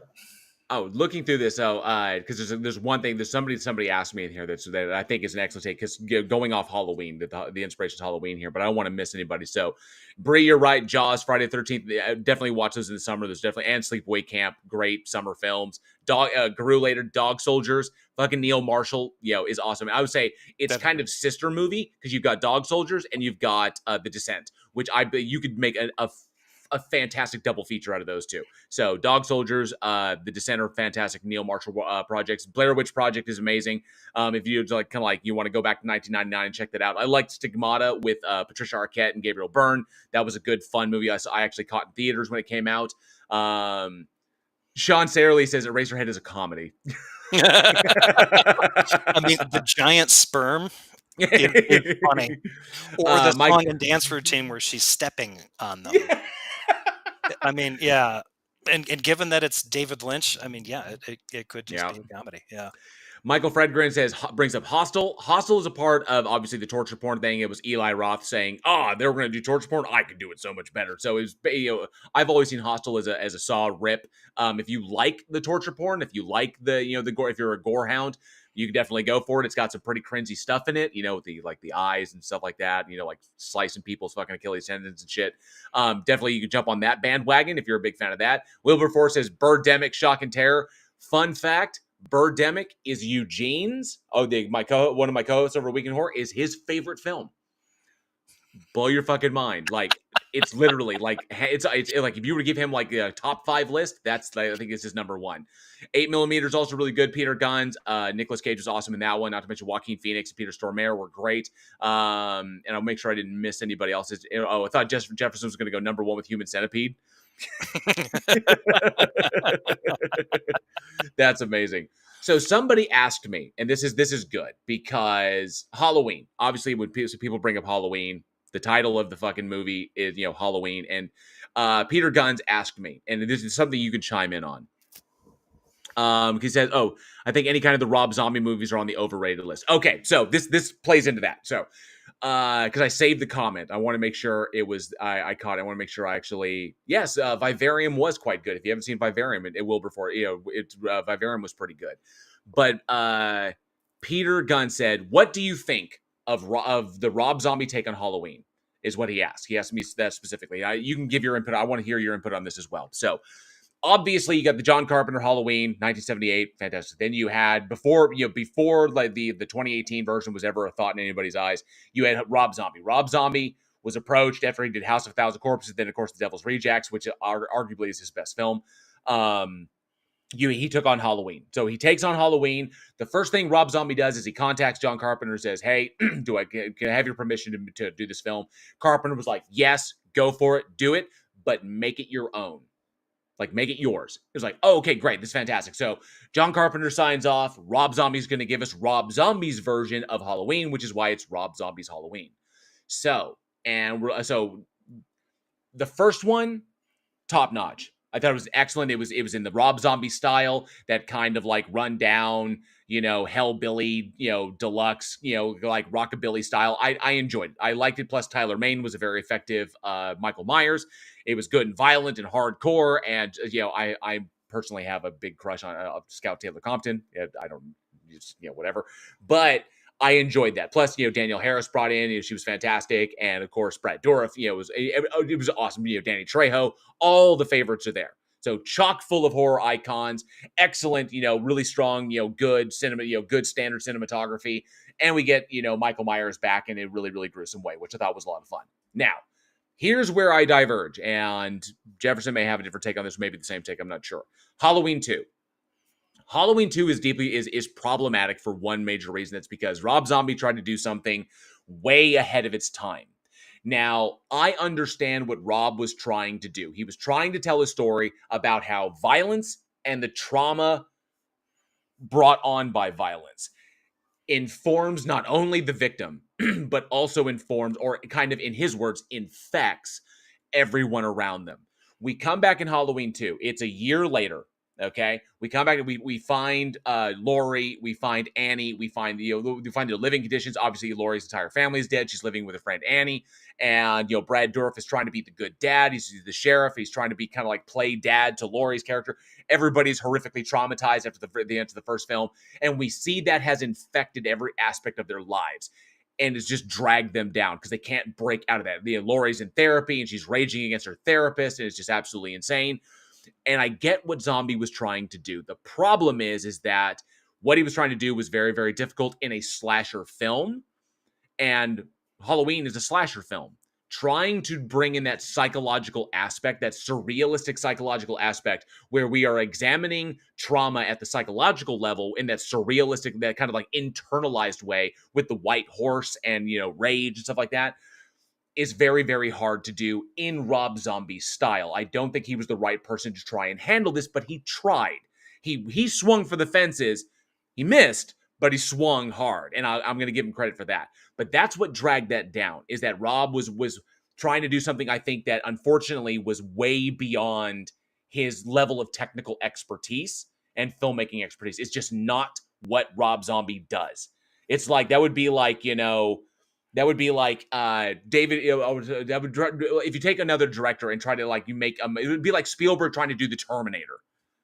Okay, there's a fundamentally different tone that is necessary for that, and so that's why these directors have their own kind of that's what they do. They have their style, and that's why Halloween 2 failed. While I loved the music, the cinematography was good. It was classic stuff. The themes of it were just way beyond what it was trying to do. Follow up on that, Blumhouse tried to do the exact same fucking thing with Halloween Kills. The Yeah. exact same treatment. They tried to go that same route with the whole Corey story in that one. That evil infect, instead of like violence and trauma, it's evil infects people. And that's where they went with that one. They did it a hair better, but they lost the stylized they lost the stylization that Rob Zombie brought. At least Rob Zombie brought his unique style to that tale. Blumhouse did it, conveyed it a little better, but didn't have the gripping style that Zombies got. And that's why that fails. That's why that one did. Both films tried to accomplish something that is way beyond their scope. And I think way beyond the threshold of what people are expecting in a Michael Myers film. And that's what's problematic when you try to take something as simple and two-dimensional as Michael Myers. I stab people. Yeah, that's what I do. Try to take that and you complicate it in this almost Silence of the Lambs way. The two is like it's oil and water. You're not going to get a good mixture if they're going to mix it all. And that's where I kind of fall on those. But I'm very curious, given that this is Halloween, like this, what you're taking. Am I off the mark, Jefferson, or No, because I don't remember much of his remake of Hellraiser. It's been a long time since I've seen it. Um, I remember trying to make it through all of the sequel. I never made it through it. I always fell in the asleep. original timeline, the original sequels? The zombie remakes. No, the I, the, I the zombie and Halloween 2. Gotcha. Okay. yeah, I couldn't, and I don't. I'm pretty sure I saw the first remake, Zombies remake, in theaters. I think Halloween. Yeah, I'm pretty sure the second one I saw on video, and I think it was multiple times I had an opportunity to watch it, either at friend's house or something like that. And I either got pulled away or the one time that I was supposed to watch from beginning to end, I just dozed off. I wasn't totally sure what he was doing with it, other than Right. that he was kind of out of whack with anything that and this is the thing that I don't really understand about especially some filmmakers, where it's like, look, there can be a desire to like hit something kind of ambitious like that, but if you don't land a hook, if you don't, and it's one of these things where you have to have at least one good habit. And some people can, I think writers get kind of sick of it, because they're like, I don't want to do the save the cat thing. I don't want to have the protagonist thing. I don't want to, it's like, look, you're going to have to ground something. We either need a protagonist that kind of, captures the audience's attention, or a scenario that captures their attention, or something like that. And I feel with a lot of the remakes that producers try to do with the, those guaranteed projects, that I think they Mhm. feel like, oh yeah, you can take some liberties with that because it's a known product and people are going to show up anyway. And then somebody like Zombie tries to take a few too many liberties with it, or tries to work on too many themes, or themes that are just maybe a little too unwieldy for that kind of film, and doesn't, and starts doing that before he's grounded anything. So I completely agree with you. I think thematically, because I think it starts out pretty heavy handed in that. Like, I only remember like the first 10 minutes of that movie. Yeah, it Uh, does. and Yeah. it just seems like, it was like, okay, this, I was already checking out. But again, I'm a little bit biased, because when it comes to horror films are not my number one favorite genre. So that's always a weakness for me. And then on top of that, slasher ones probably are the weakest ones for me. Like, generally, if it's a slasher flick, unless it's promising something like comedy or something kind of meta, something like, Hmm. I mean, hell, even like Scream, or like Happy Death Day, Hmm. something like that. Those ones, will kind of do it. But if it's just the usual, and the Happy Death Day movies, those are a little bit more stalkery than A slasher. bit, yeah, a Yeah, bit, yeah, yeah. because they're kind of like Like pointed right at her. that idea of like with Michael Myers in the very first Halloween film, where he's like the direction is Laurie. That's where he's heading, and so that's why it kind of comes like it's Michael and Laurie. That's the whole fundamental thing of that. Yeah. Somebody did bring up what was it? Oh, I see Blair Witch Nonsense. That's funny. Sydney Raptor. That's good. Guru Lady asked me if I've seen the We Are What We Are films. Yes, both the new one, the American remake, and the original Mexican film.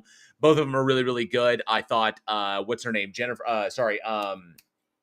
Fucking damn it. Julia Garner. Julia Garner I thought was fantastic in that film. I've liked her pretty much everything that she does. But both those are really, really good. That was one of the few times where I thought an American remake was on par, or an American remake was on par with the original. That does not hold true for for the vast majority of J horror remakes, which is Japanese horror remakes. Yeah. Ring does not compare. Ring is not bad with Naomi Watts, but it does not compare to Ringu, which will blow your fucking mind. And Ju-on the Grudge, Ju-on the Japanese one is far more terrifying than the American one. Although there's some elements that are kept there. I only went to watch it because I love Sarah Michelle Gellar.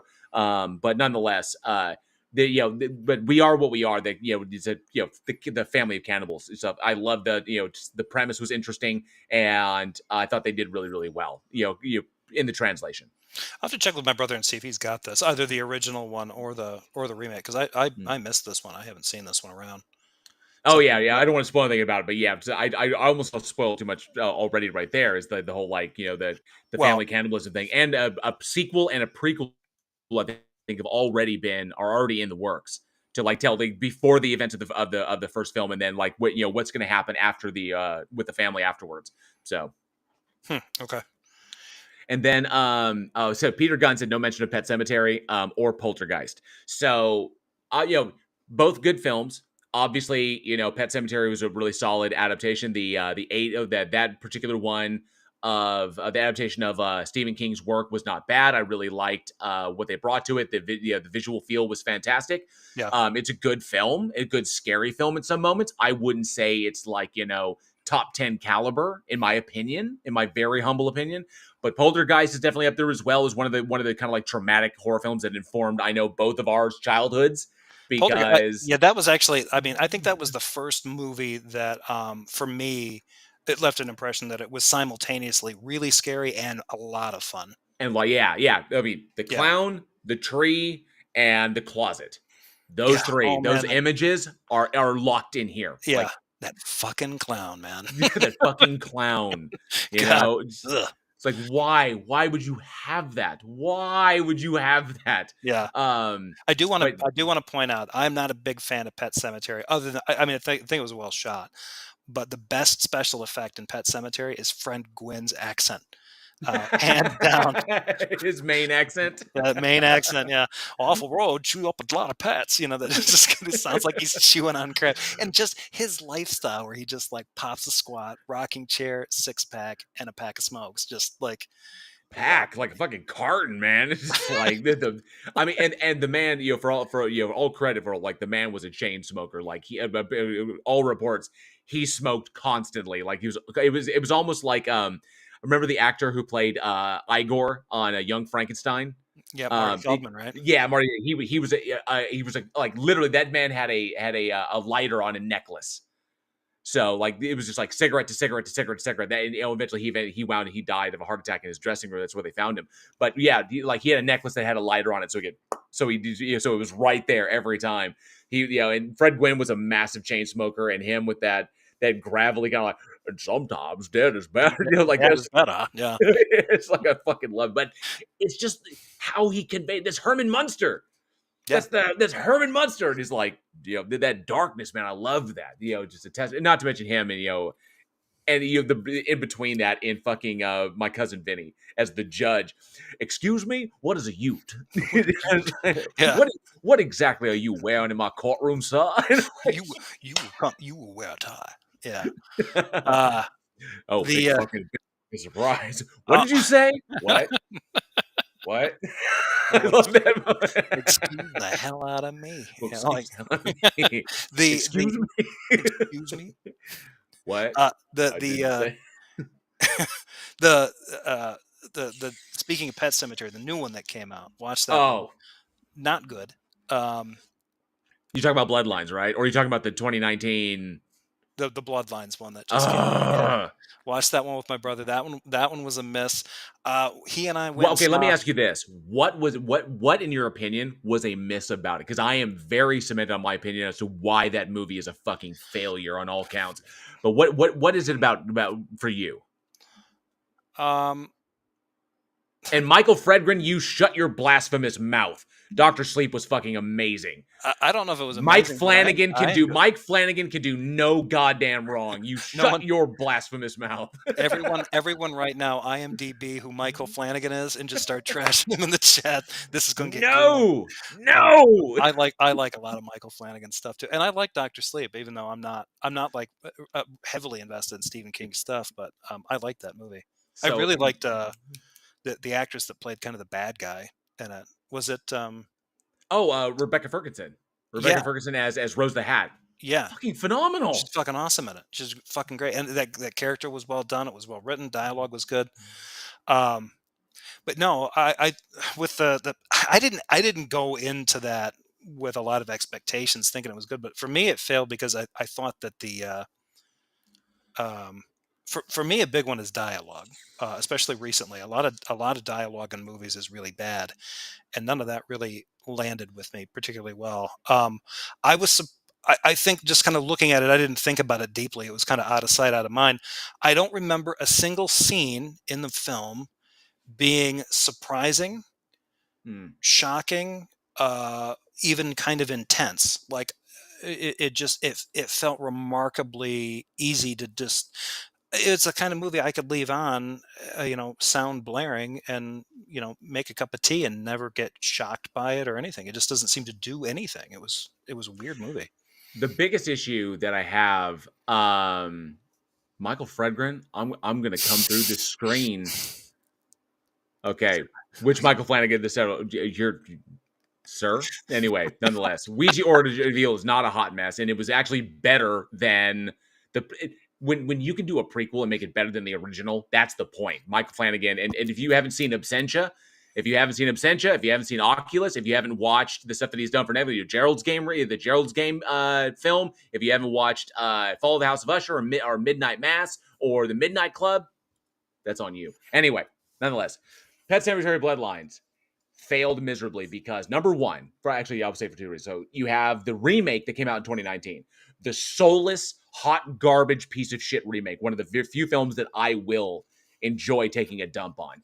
That movie was so fucking phenomenally just wrong in every way and a blatant attempt to capitalize on current kind of like hot button topics by switching the little boy with the little girl, and it was just so obvious what they're doing. And not to mention the acting was shit, the dialogue was shit, the cinematography was junk, and the movie itself was fucking soulless in every goddamn way. I fucking hated that fucking bullshit. It So was, and it was the same writers too, wasn't it? yes, because Pet Sematary Bloodlines is supposed to be a prequel, a To that. direct prequel to the 2019 remake. That's their first failure. And the reason, in my eyes, like that, the one thing that pissed me off about watching Pet Sematary Bloodlines is because Pet Sematary, the reason that movie works is because, like the majority of Stephen King's works, it is a slow burn. Stephen King does not do explosive, hard hitting, quick cut action. He does, or jump cut action. He doesn't do that. You don't convey a Stephen King story in a frenetic way. You can't. The information is supposed to come along. We're following the protagonist. So we get information as the protagonist does. You don't jump along and jump from perspective to perspective and boop, boop, boop, boop, boop. And like that. You don't do that. You literally took what was supposed to be a slow burn, creeping evil Stephen King story, the slow infection of the Wendigo, outward from the cemetery itself, from what, from what the dad did when he brought his son Timmy home. Yeah. That's supposed to be a slow burn, a descent into madness, which is why the original 89 one works, because we slowly descend into madness with Louis Creed. That's the point, despite the fact that Pascal is there behind him, was like, oh, what's going on, and so that's what makes that movie work. Bloodlines didn't work because the editing was fucking shit. You took a slow burn premise, okay, that relies upon long shots, creeping dread, internalization of terror. real moments of realization. What Steven Spielberg would say, moments of scenes of people looking. If you'll notice, Steven Spielberg does that a lot. Scenes of people looking. Look at Yeah, all of his movies. It's all scenes of people looking. It's the internalization of the terror, internalization of the moment. You allow the actor to portray that. You can't do that when you're bouncing around all over the place. That's the problem. That's the reason that movie fucking failed. I was beyond pissed because the trailer misled me. The trailer looked interesting. I was like, ooh, this could be good. No, yeah, I walked in that pissed. I was like, nah. yeah. The trailer did. Yeah, it looked okay. Um, Really annoyed the shit out of me. And Hush was weak. How dare you? I thought it was. Ah. I did. I liked the performances in it, and I liked the basic setup of it. I thought was pretty good. Hmm. I like the fact that they got one Come on, very come on, the cinematography, man, at the very end, the third act, when she's hiding in the bathroom, and then, like, the window opens, she can't hear anything because it's from her perspective, and then the window opens, she's like, "Oh, shit, he's coming in," and then that one moment where it's like that, like, right behind her, and she's like, "Ah," and she reacts because he gives his position away. I was like, "Come on, that shit is brilliant." That is forward-thinking cinematography. Love yeah. it. I like the fact that there's a crossbow in it, and not everybody can use that shit. You know what I mean? Like it's one of those things where in movies where it's like, The oh yeah, minute the minute it's there, it's like, who the fuck you think you are, Daryl Dixon? Come on, yeah, man. It's like, who are you? But effective, effective. well, yeah. Well, I think we can probably wrap it up. I got your takes for essential ones, my weird favorites, um, for Well, whatever they're worth. I want to ask you this because I'm very curious. I also want to ask the live chat out there. Despite I love the love you live chat, and no hard feelings. Michael Fredgren, it's okay to be wrong. You'll be right eventually. It's okay to be wrong. But the one thing I want to ask, and I want to start with you, Jefferson. I also want to ask. I want to put this out to the entire live chat. I know that there's probably not a ton of people there, but if you're watching this after the fact, if you catch this on the replay, definitely leave it in the comments below because that's one thing that we love and we're fascinated about is when it comes to Halloween, the greatest holiday of the year. That should be the only holiday. Every day should be Halloween. Every day is Halloween for me. So when it comes to Halloween, everyone's got their kind of ritual that they do. If they celebrate the holiday, they got their kind of ritual. Yeah, we put out pumpkins, and yeah, we hand out candy, and yeah, we enjoy the spooky festivities of the night. Maybe you go to a party, maybe you dress up, but everybody's got that one movie that they watch on Halloween like clockwork. The night rolls around. Maybe you do a bunch of movies, but you kick it off. There's that one that's guaranteed.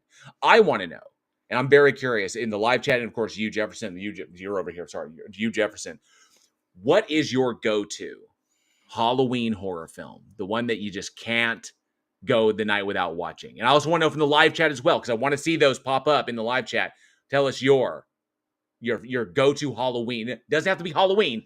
Your go-to movie you watch on Halloween. What about you? If I had my way, I probably would turn on the Keep at some point. But Yes.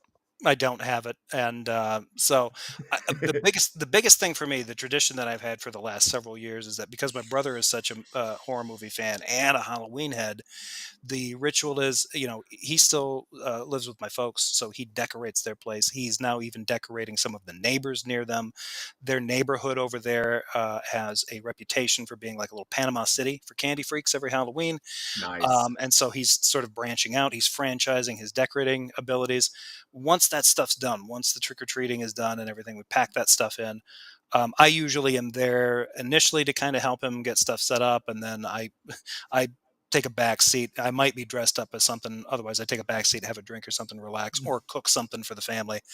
And then after that, it's eating good food, maybe having some drinks, and then we end up watching something. He always has something new. His Oh, his okay. his ritual is to have one new movie that we can watch, and then he'll bring out some classics. I'm interested if there's one movie that he has to watch every year. I don't know that he has this thing. I don't know. For him, it would just be anything. Any horror film would be enough. For me, if I was going to create a tradition, it would probably be either something like it would probably be like Trick or Treat, Nice. or Okay.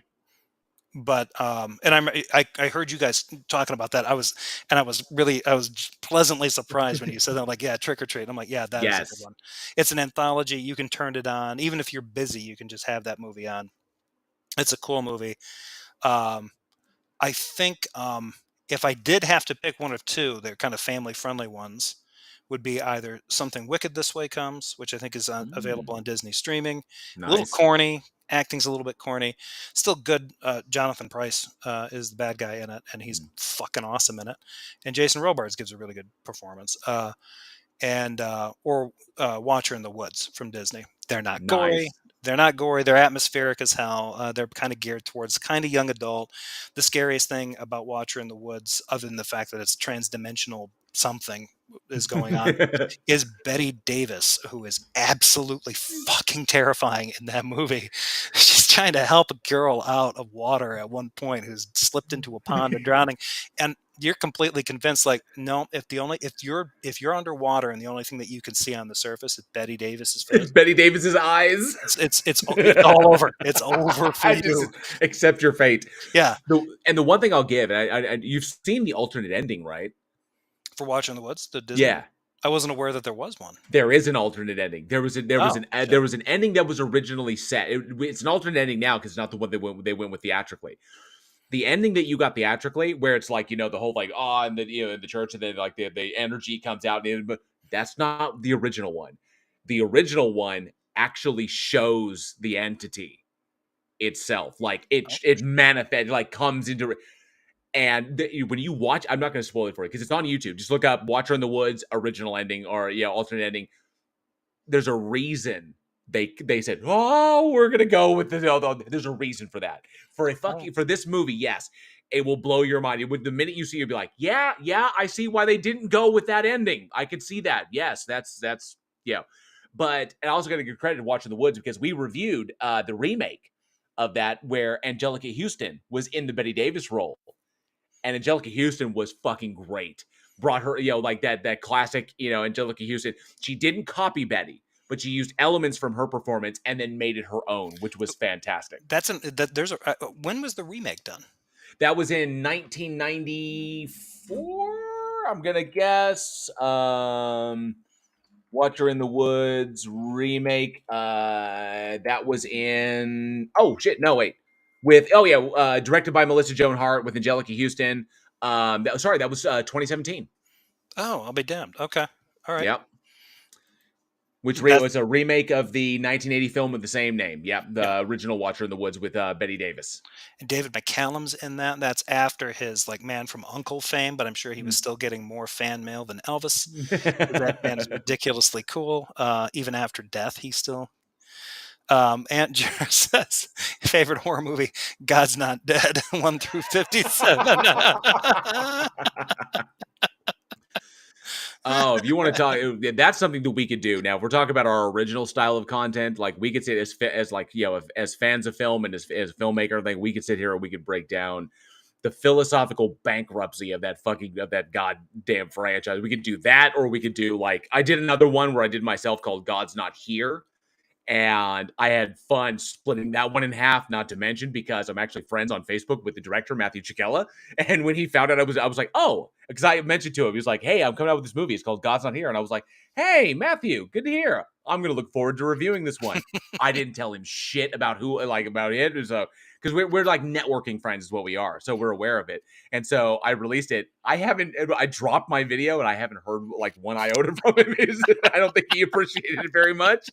Um, Uh, I crapped on the floor and blamed it on you, Jefferson. it's fine. You should break down the moral bankruptcy of The Blind Side. I think that's been done. I think others have already covered it to death. See, Child of Glass. Yeah, that one was a pretty scary one.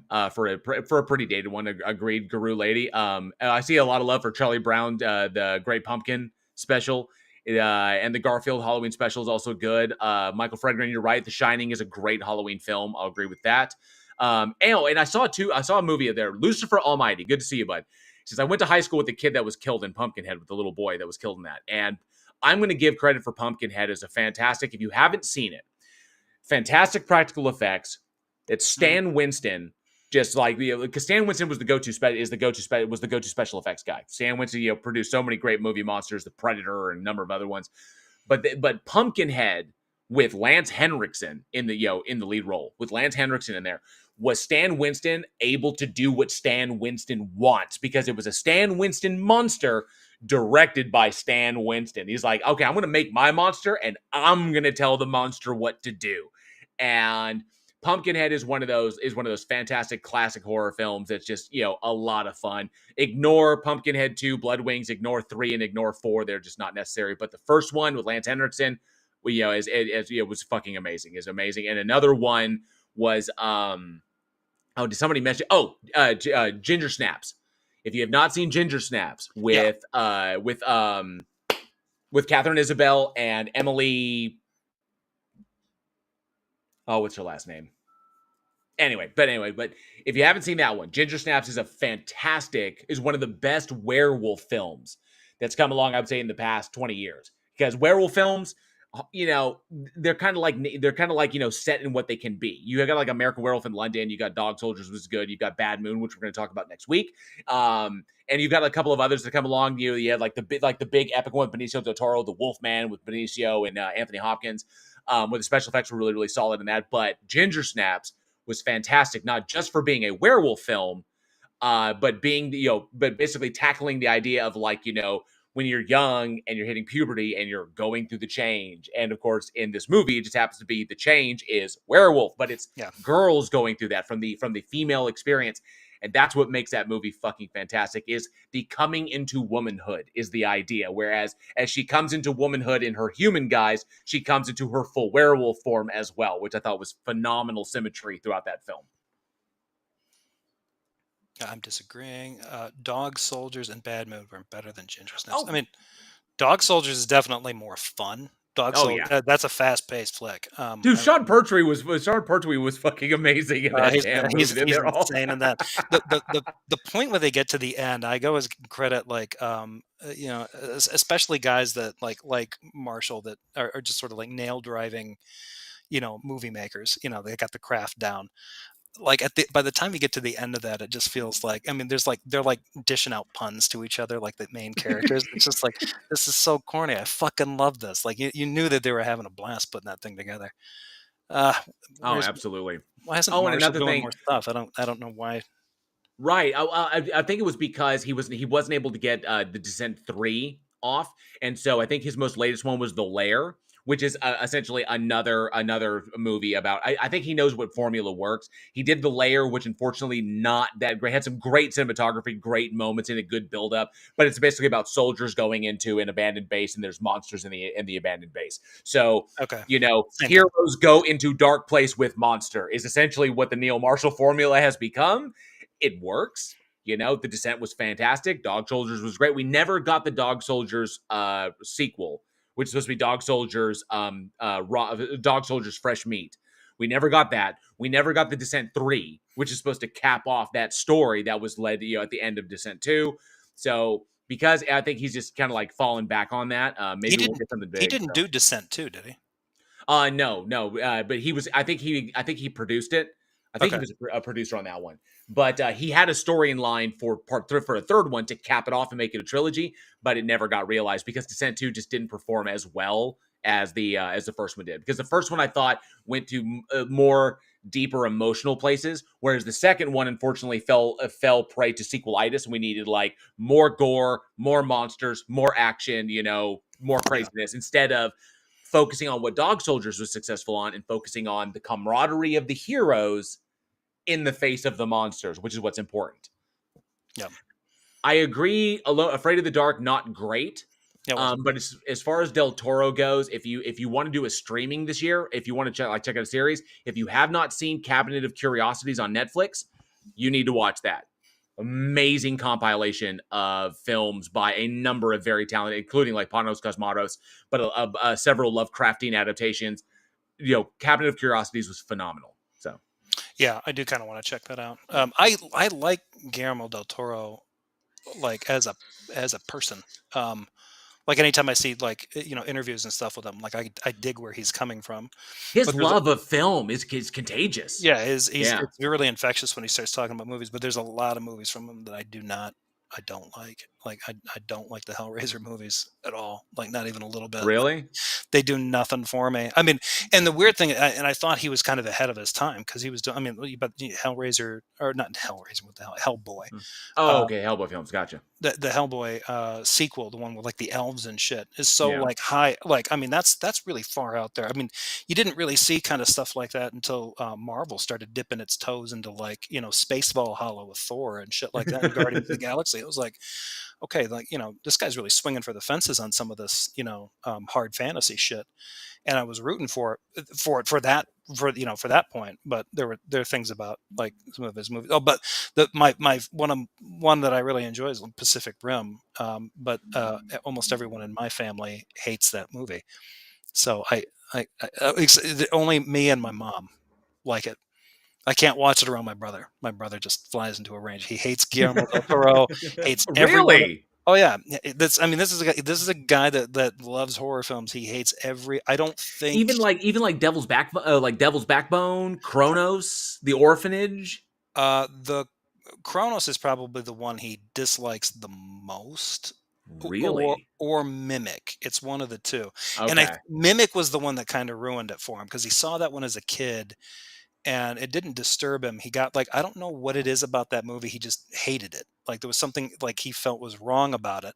And anytime I've ever really asked him about it, I haven't really got an explanation from him other than it just sucks. And anything else that Del Toro is connected with, he's just like, nope, it's going to be bad. And he doesn't like him. It's just a complete blind spot. Like he doesn't really doesn't even give him a chance. It's like, I've been like, at least like, 70-30, like 30% like 70% don't care for, but I don't hate him and I don't hate his bad movies. He hasn't done a movie that I hate. He's just done movies that I don't particularly enjoy. Ah. Yeah, but my brother is on this like kick where he's just like, no, all of his stuff is shit and I can't stand it. I'm like, all right, I don't know, I don't know where that comes from, but him really hates cockroaches, I guess. For anybody that's seen Mimic, you know what that's about, and go watch Mimic. I liked that movie. I thought it was pretty cool. It's really dated now, but it's. Right. Um, let's see. I got a question here. What did you think of the Saw movies? Yeah, yeah. I think maybe I've actually talked. He may know about this. He may be setting me up. So I hate the Saw movies with an enduring passion from one to. It won't matter how many they make. What may surprise you, Ginger, is that I went to go see Saw X or Saw X in the theater with my brother. Really? He didn't like it, which I was surprised because I mean, he will acknowledge that like most of the sequels are bad. He's a fan of the first two. Okay. He genuinely enjoys the first one. He thinks it's pretty good. Second one, I don't know if maybe he likes it ironically. I don't recall the second one being good. Um, I think the ethic structure in all of them is profoundly fucked. And then the way they try to carry them forward through like 7 sequels until they get to the Yeah. remake, the reboots, Jigsaw, and then Spiral. I never saw Jigsaw. That one I didn't see. Not a reboot. I mean, Jigsaw is connected to the overarching mythology. Jigsaw and Yeah, Spiral are both connected in that because Spiral is essentially like is if you imagine like the like what happened in the Saw films is over here, and then like in like another city, like in another undisclosed city that's over here, there's the tales, or maybe like a related, like somehow there's already, because like cities can have multiple precincts, and so you have this primary precinct of police officers and detective that was being targeted by Jigsaw. Then you have a neighboring precinct that is aware of what was going on with the Jigsaw killings, and they have like there's connective tissue there between them and them, so they know about it, but they didn't work the cases themselves. And then all of a sudden, because of what Jigsaw did, that precinct fell. And then, of course, things pick up, and that's where Spiral picks off. It's like yeah, another, like someone else being like, to continue on Jigsaw's work, where it's another person who's taken on the mantle and is doing their own games in that respect. yeah.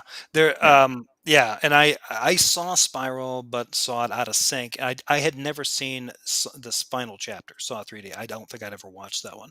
So I went through and watched them all. Hmm. I went, and it was surprisingly breezy to watch all of them.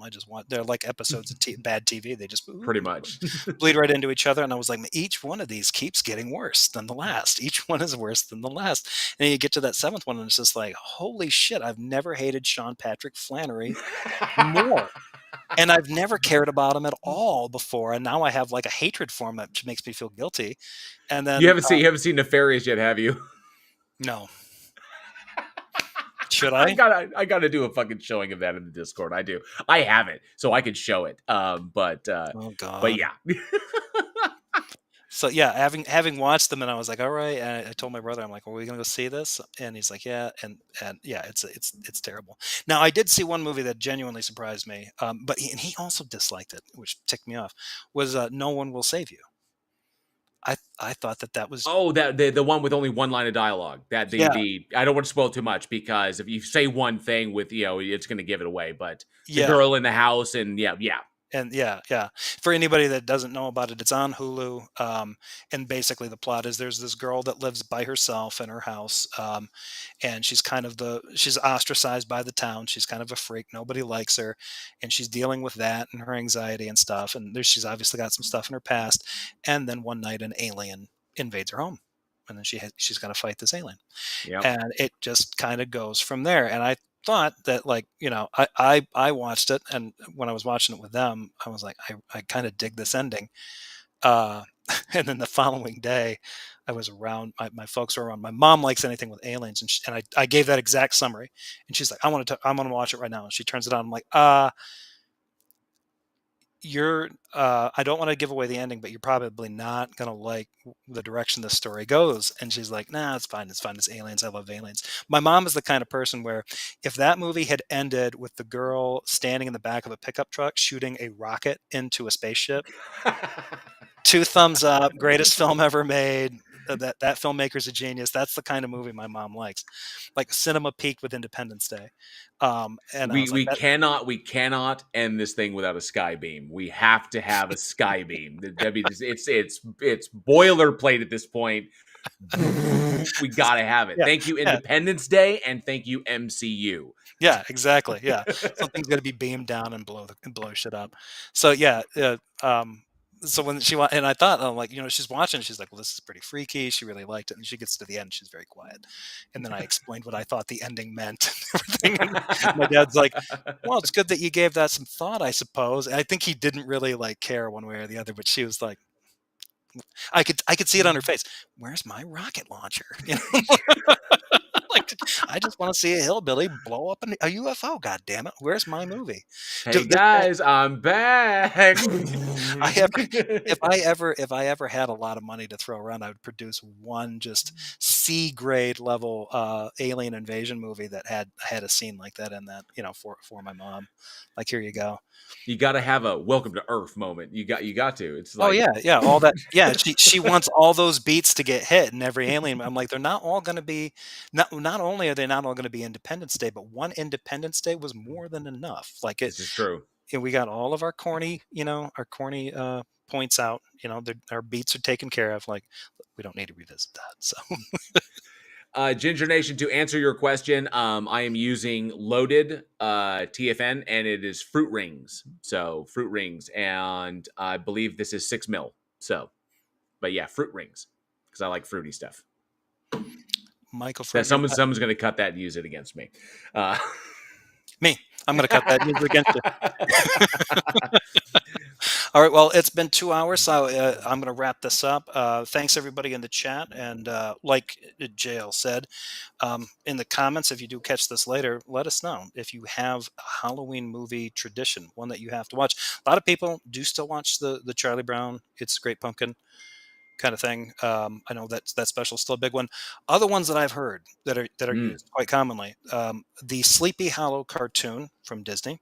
nice, yes. That's a common one. Yeah, Yeah, classic. classic one. Or the kind of Ghostbusters-y one with the trio Oh of them together. yes, There's also the Tim Burton Sleepy Hollow movie is that's is true. is kind of a tradition for some people just to have on it. Nightmare Before Christmas. Nightmare Before Christmas, Yep. classic one. For a lot of people, Beetlejuice is a big one. Uh, Beetlejuice.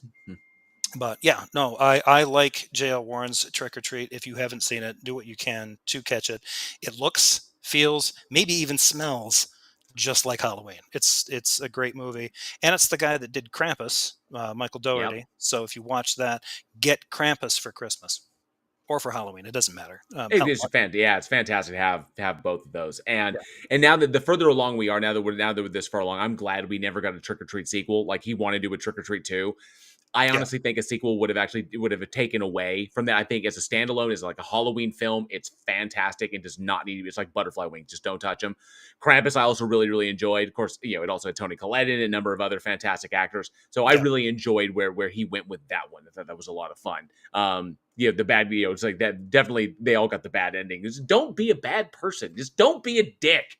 That's the point. Just don't be an asshole. Be a And dick. Yeah, it's better to be a good person. Yeah, it costs you less, yes. and yeah, yeah. It's a good movie. Well, with that, folks, I don't need to have the last word. JL, you got anything coming up you wanna Yeah, so I hope everybody has a fantastic and wonderful Halloween. However you spend it, definitely it's just the greatest night of the year, the best night of the year, where strangers come to our doors and we welcome them with open arms, regardless of anything, and we give them good stuff. It's just a fantastic night. I know I'm paraphrasing a popular quote out there, but I love it, and I hope you have a wonderful Halloween as well. However you plan to spend it. If you do love horror films as much as we do, definitely pop over to the Week in Horror podcast. It is at Week in Horror here on YouTube. We do our live show every single Wednesday at 7 p.m. Central. You can join us in the live chat and tell us what you think of the films that we watch. We love hearing you guys and interacting with y'all. So we hope to see you over there. Or if you like listening to podcasts, you need something to listen to. We have over 300 episodes that we've worked on that we've done for you over the past 5 years, and all those are available at all of your podcast sites. So Spotify, Google, Apple, wherever it is. Pop over there, subscribe, interact with us there because we have all those available to you.